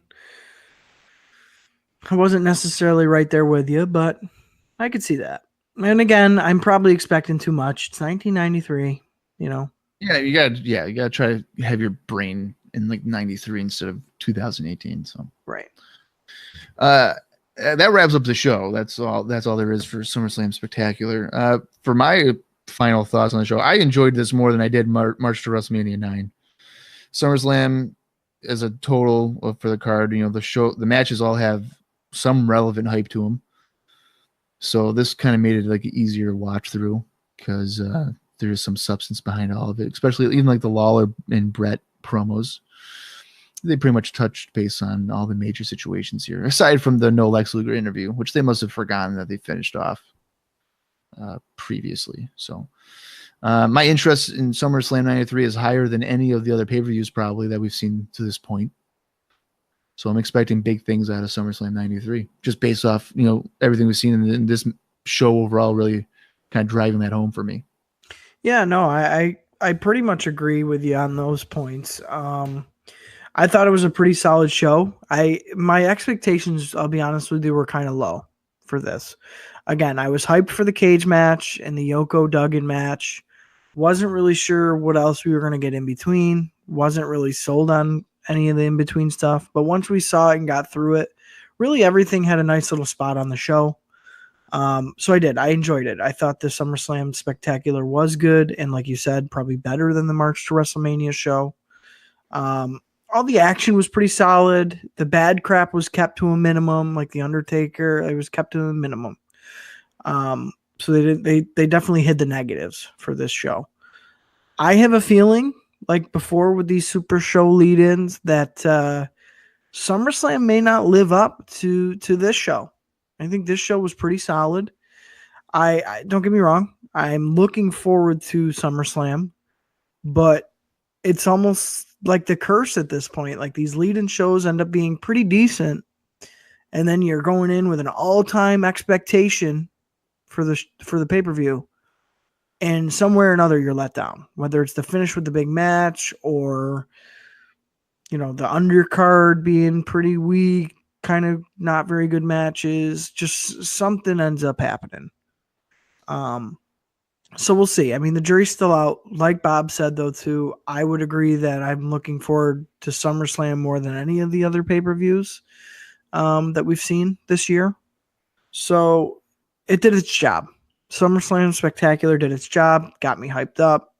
Again, more good than bad. So we'll see. We'll see. I'm hopeful, but scared. I'm hopeful, but scared for SummerSlam.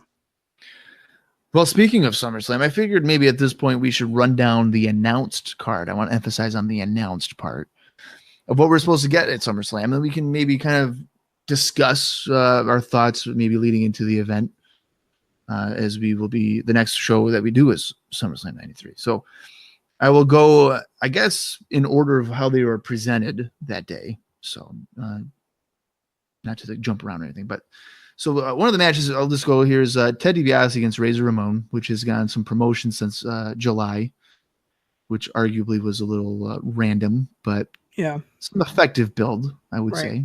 Right. So I would say for myself, there's interest in that match, I guess.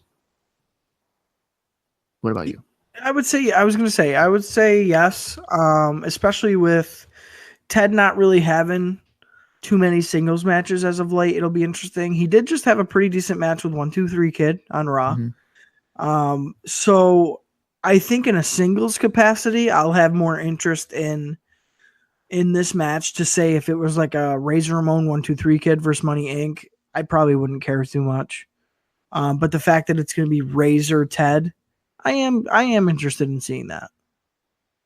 I still think I might have more interest in a tag match than singles, but we'll see how it goes. Right. The WWF Tag Team Champion Steiner Brothers defending against the Heavenly Bodies, which are from Smoky Mountain Wrestling. Now, there's not really a personal grudge here. It's kind of like a last minute, insertion of the Heavenly Bodies, but they do have Jim Cornette in the corner. So is there interest in seeing potentially a team from the outside dethroning the Steiner Brothers? Yeah, I think it keeps it fresh and it keeps it interesting. After the showing the Heavenly Bodies just had on Raw, I even said then that I was looking forward to kind of this square off eventually happening. So I think their styles will match pretty well. Both really athletic teams, bigger guys. I guess not necessarily Tom Pritchard, but built guys, heavyweights for sure. Yeah, I'm weirdly looking forward to that, even though I have very little knowledge on the heavenly bodies. I'm willing to give it a shot because I think they're going to end up working together pretty well. Yeah, I think they're capable of having a pretty good match, and Jim Cornette at ringside is probably going to add to some fun there. Yep. WWF Intercontinental Champion Shawn Michaels, with Diesel in his corner, will defend against Mr. Perfect. Now, of course, these guys kind of had a run-in at WrestleMania 9 when there was some attack. And then in May, when Shawn Michaels would lose the title for a brief moment to Marty Jannetty, Perfect kind of slammed him, I guess, on a car, breaking into a windshield, things of that nature. So there is a personal gripe there, but it hasn't the towel at him. He threw the towel at him. Right. Yeah, but there hasn't really been any kind of follow-up on that for going on almost 3 months. So is your interest still at a peak level? Should this maybe have happened at King of the Ring? Would it be more effective at King of the Ring? Or are you like, hey, man, I'm still all on board on this one? I wish I was. I wish I was more excited for this match, but I'm kind of indifferent at this point, and that sucks because, again, on paper, you hear that match and you're like, oh my God, that's going to be the match of the night. It's not enough for me to get there at this point. The story has cooled off quite a bit. Perfect, I feel like we barely see half of the time anyway. I don't know. Even just compared to like the Bodies versus the Steiners, I'm more forward looking to that than the Intercontinental title match, which is kind of sad. I don't know. I'm in the middle of the road on that one, and it sucks to say that, but I am. Yeah, I think it would have been better off at King of the Ring. You somehow shuffle up that card. It would have been probably just more interesting. But in terms of watching on Raw, nothing has been followed up on it, so there's nothing you can really get excited about. I would think a match between Marty and Shawn would have my interest more at this point. Oh, like a third match between them? Yeah. Yeah, maybe make it 2 out of 3 falls to really get a make or break. Conclusion. Here's what it is. Yeah. Yeah, I can see that. Erwin R. Shyster taking on the 1-2-3 Kid. I'm interested in that as well. Oddly enough, I like IRS. And again, it's so weird for those words to come out of my mouth because, as I've said many times, I could have gave a fuck about Money Inc. before. I knew Ted was Ted, but IRS, I was like, who gives a fuck about IRS? Now it's the other way around. I like IRS more than I like Ted DiBiase. So knowing, IRS's wrestling ability, which is very good and still pretty good in 93 compared to Ted's, who's definitely slowed down and kind of lost a lot of the athleticism. I think IRS is going to give 1-2-3 Kid a good stiff competition, a good hard hitting, nice little match. So I am interested in seeing that. And there is a little bit of a story here as IRS had shoved 1-2-3 Kid off the top rope during a recent match with DiBiase. So there is some level of a story there. Right. It makes sense. Yep.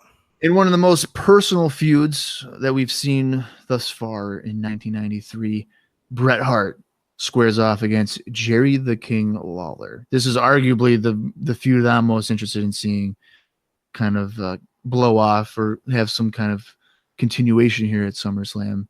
What about you, Austin? Interest is pretty low. I'll be honest with you. I'm really surprised by that. Yeah, interest is pretty low. Again, Lawler's so inconsistent for me, like a personal enjoyment standpoint. Some weeks, like I said, I think he's hilarious and he's on point and on fire. And then some weeks I can't stand seeing him. Like, he's just so cheesy and like old school heel and like in a bad way, old school heel.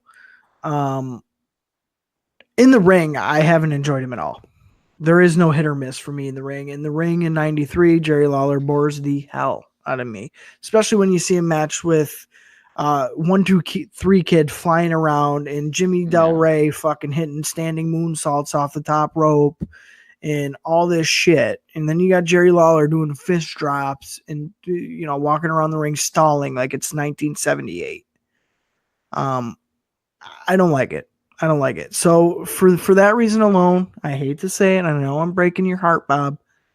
I don't know. My interest isn't there. The heat with Brett's promo kind of woke me up a little bit.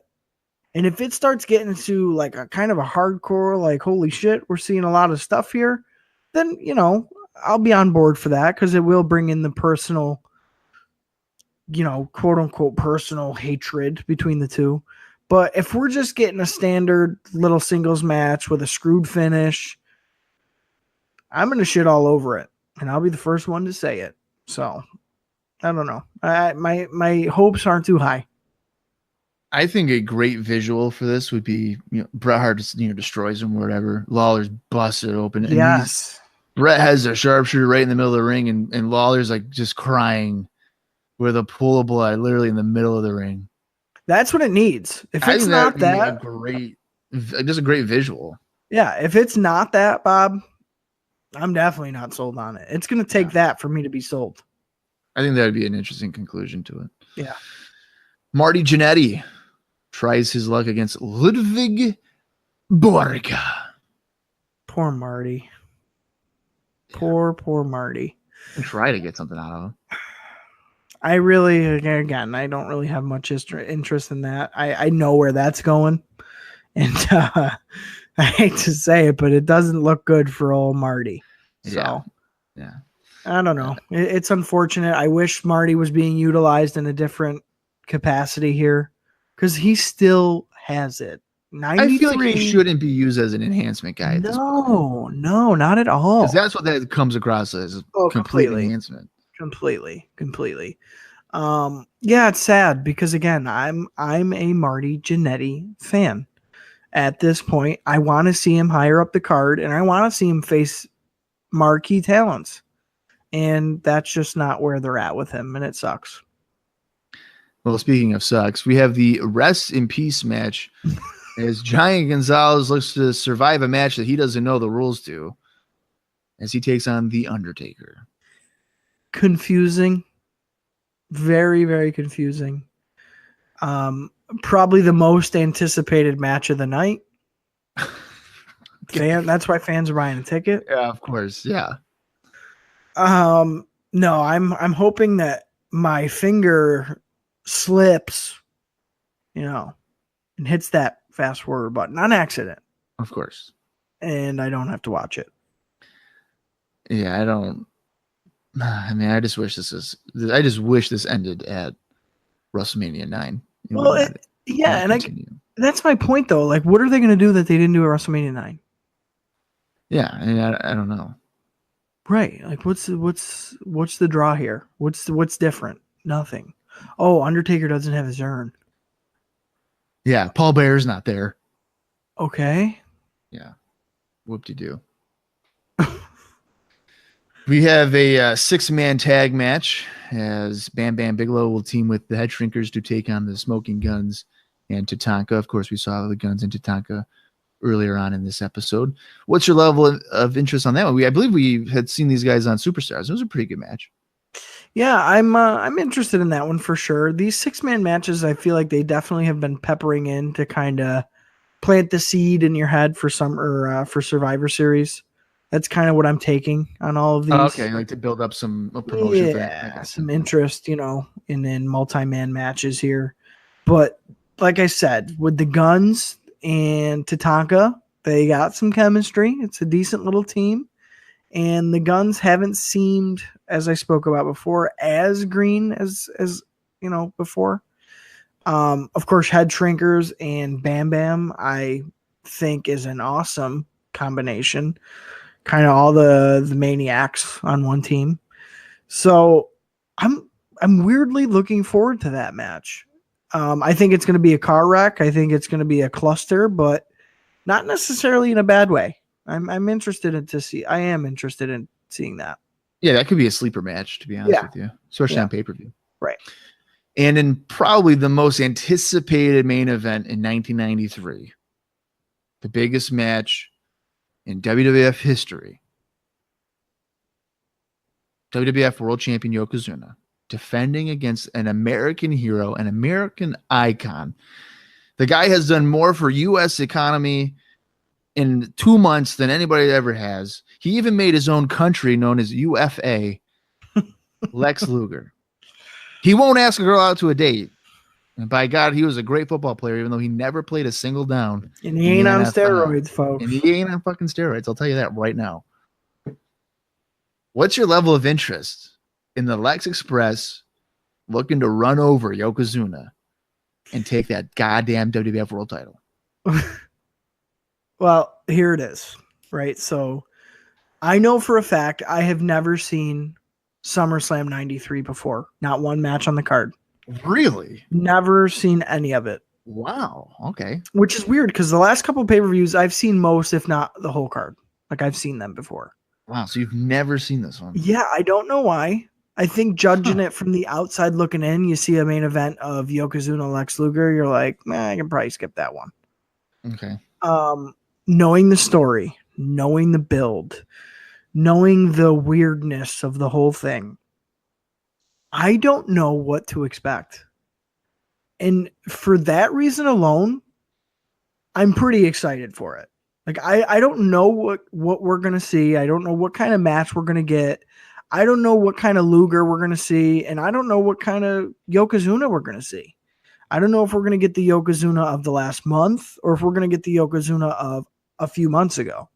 I don't know if we're going to get the Luger narcissist in the ring or a completely different Luger in the ring. There's so many variables that I am interested in this. And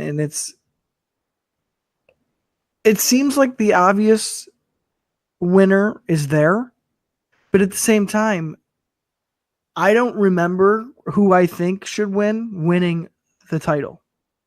So I don't know. It's going to be really weird because, again, I've never seen it before. So I am looking forward to it.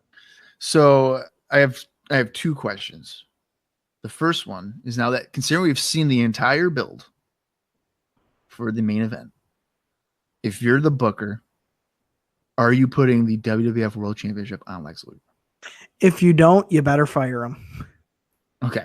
You should fire the booker or Lex Luger? Both. Just Just starting because, over. Yeah, just because the way it's been built, and that's kind of what I was alluding to. Like, I know who should win after the booking, but I don't remember him winning. Right. So I don't know how those pieces go together. It's like a mental block. I can see this side and I can see the end side, but I don't know what's in between. And that in between is that match. So exactly. I don't know. Okay. And then, go ahead. Yeah. If you got more, go ahead. I was going to say. No, and the whole thing is, what do you do after? If that's the case, yeah. What do you do? Where do you go? Lex Luger is screwed. Like, how do you recover from that? Like, he goes across the country, scours the country, kissing babies, and a lot of ass along the way. And then he loses. He comes up short. What do you do with Lex Luger, the all-American hero who can't get it done? I don't know. You go up north to Canada and get a real winner. That's what you do if that happens. Pretty much. Yeah. On to the next guy, I guess. My second question for you, Austin, is, having seen all of the build for, obviously everything on the show, if you were in Auburn Hills, Michigan, would you maybe purchase a ticket to the show? Or if you weren't in Auburn Hills, Michigan, and that wasn't possible, would you be inclined to purchase this pay-per-view on television?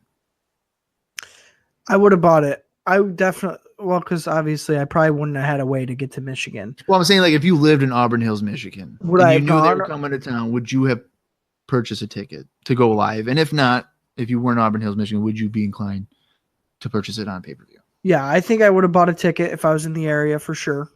And if not, if I was unable to go or something, I was working, let's say, until later on and I had to order the pay-per-view, I would have ordered the pay-per-view too. Yeah. They would have had my money for sure.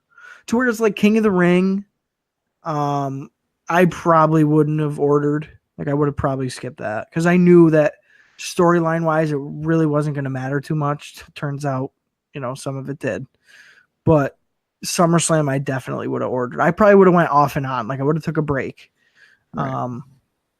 So I would have done maybe Royal Rumble, skip King of the Ring, and then bought SummerSlam. Well, I don't want that question to be confusing anybody listening, because I think there are pay-per-views where you would go to it in person, but not necessarily buy it on pay-per-view. Like for instance, Night of Champions, like 2013 or whatever, was in Buffalo, New York, and like you and a group of people went. Forgot to include me, but you guys went to that. It was but Battleground, buddy. Battleground. That's right. Sorry, excuse me. Battleground. You saw the Rhodes tag live. There you go. Yeah, asshole. Wow. You went to that live, but you might not have necessarily bought that on pay-per-view. Right. And I think that's the situation with King of the Ring. So I would have went to King of the Ring live. Wouldn't have bought it on pay-per-view. And it's kind of funny because you got to think the live ticket is going to be cheaper than buying it on pay-per-view anyway. Yes. Right. Of course, WWF is probably getting a much bigger chunk of that ticket compared to what they're getting on pay-per-view anyway. But, right. As for myself, I would probably go to or order this on pay-per-view. I think it's the Lawler Hart thing for me is really kind of connecting Steiner Brothers Heavenly Bodies. And I mean, I'm not sold on the Lex Luger thing, but I would kind of be inclined to think, like, is he going to actually fucking win this belt? I know. Yes. That is what the drawing part. It's not that I would want to see him win it. It's just like, are they really going to fucking do this right now? Are they really going to pull the trigger? Right. And give him the belt? And even better, are they really going to make him fucking lose? Right. Like if he loses, if he gets pinned, you're done. Like there's no way you can come back from this. You can't come back on Raw the next night and be like, oh, I gave it my all. Give me one more chance. I know what to do. No, you can't. And you can't repackage. This is the repackage. Right. Exactly. You can't repackage a package. No.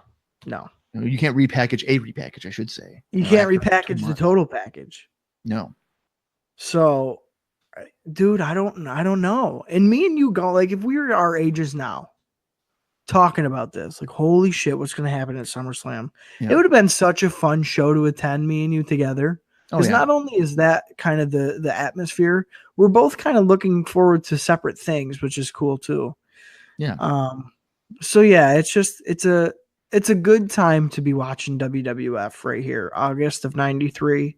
Like you said, you promised me if I stuck it out that we'd be getting some exciting times. We're here.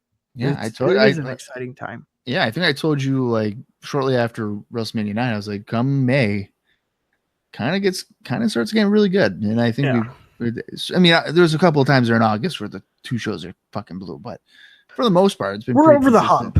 Yeah, for sure. And as I said before, this feels like the WrestleMania show that WrestleMania wasn't. Yeah. In terms of storyline build and all that stuff. So this is for sure prime real estate.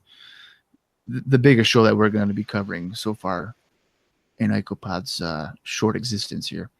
Yeah. So there's the rundown for SummerSlam 93. I think myself and Austin are quite excited to get to that show, as it's almost now 9 p.m. Eastern time. So it looks like we're going to have a late night, as we will be covering SummerSlam here in just a few minutes after we get through this one. So if you guys have any insight or feedback into the build to SummerSlam and you want to share those thoughts, which of course will be read after SummerSlam anyway, but feel free to do that by going to the Facebook page and just type in IcoPod, let us know. Or you can do the email, which Mike Campbell loves to do, IcoPodcast did I do that right? IcoPodcast, right? Is that what it is? What's the fucking email? I think it's IcoPodcast@gmail.com. Yeah, I think you don't even know the fucking email. I was testing you. You don't even know. No, that is what it is. Yeah, whatever. IcoPodcast@gmail.com. Send it there. I'll read it on the air. Of course, like I said, this won't be released till like early October, but we'll get around to it. It'll be fine. Right. It'll be worth the wait. Exactly. Who fucking cares? That concludes episode 35 of IcoPod. Of course, we're going to be listening to perhaps the theme music of the next WWF World Champion. You Are My Hero, Lex Luger. Can he pull it off? We'll find out next week. I'm Bob Collins Jr. And for Austin Skinner, this has been IcoPod. You gotta hear it.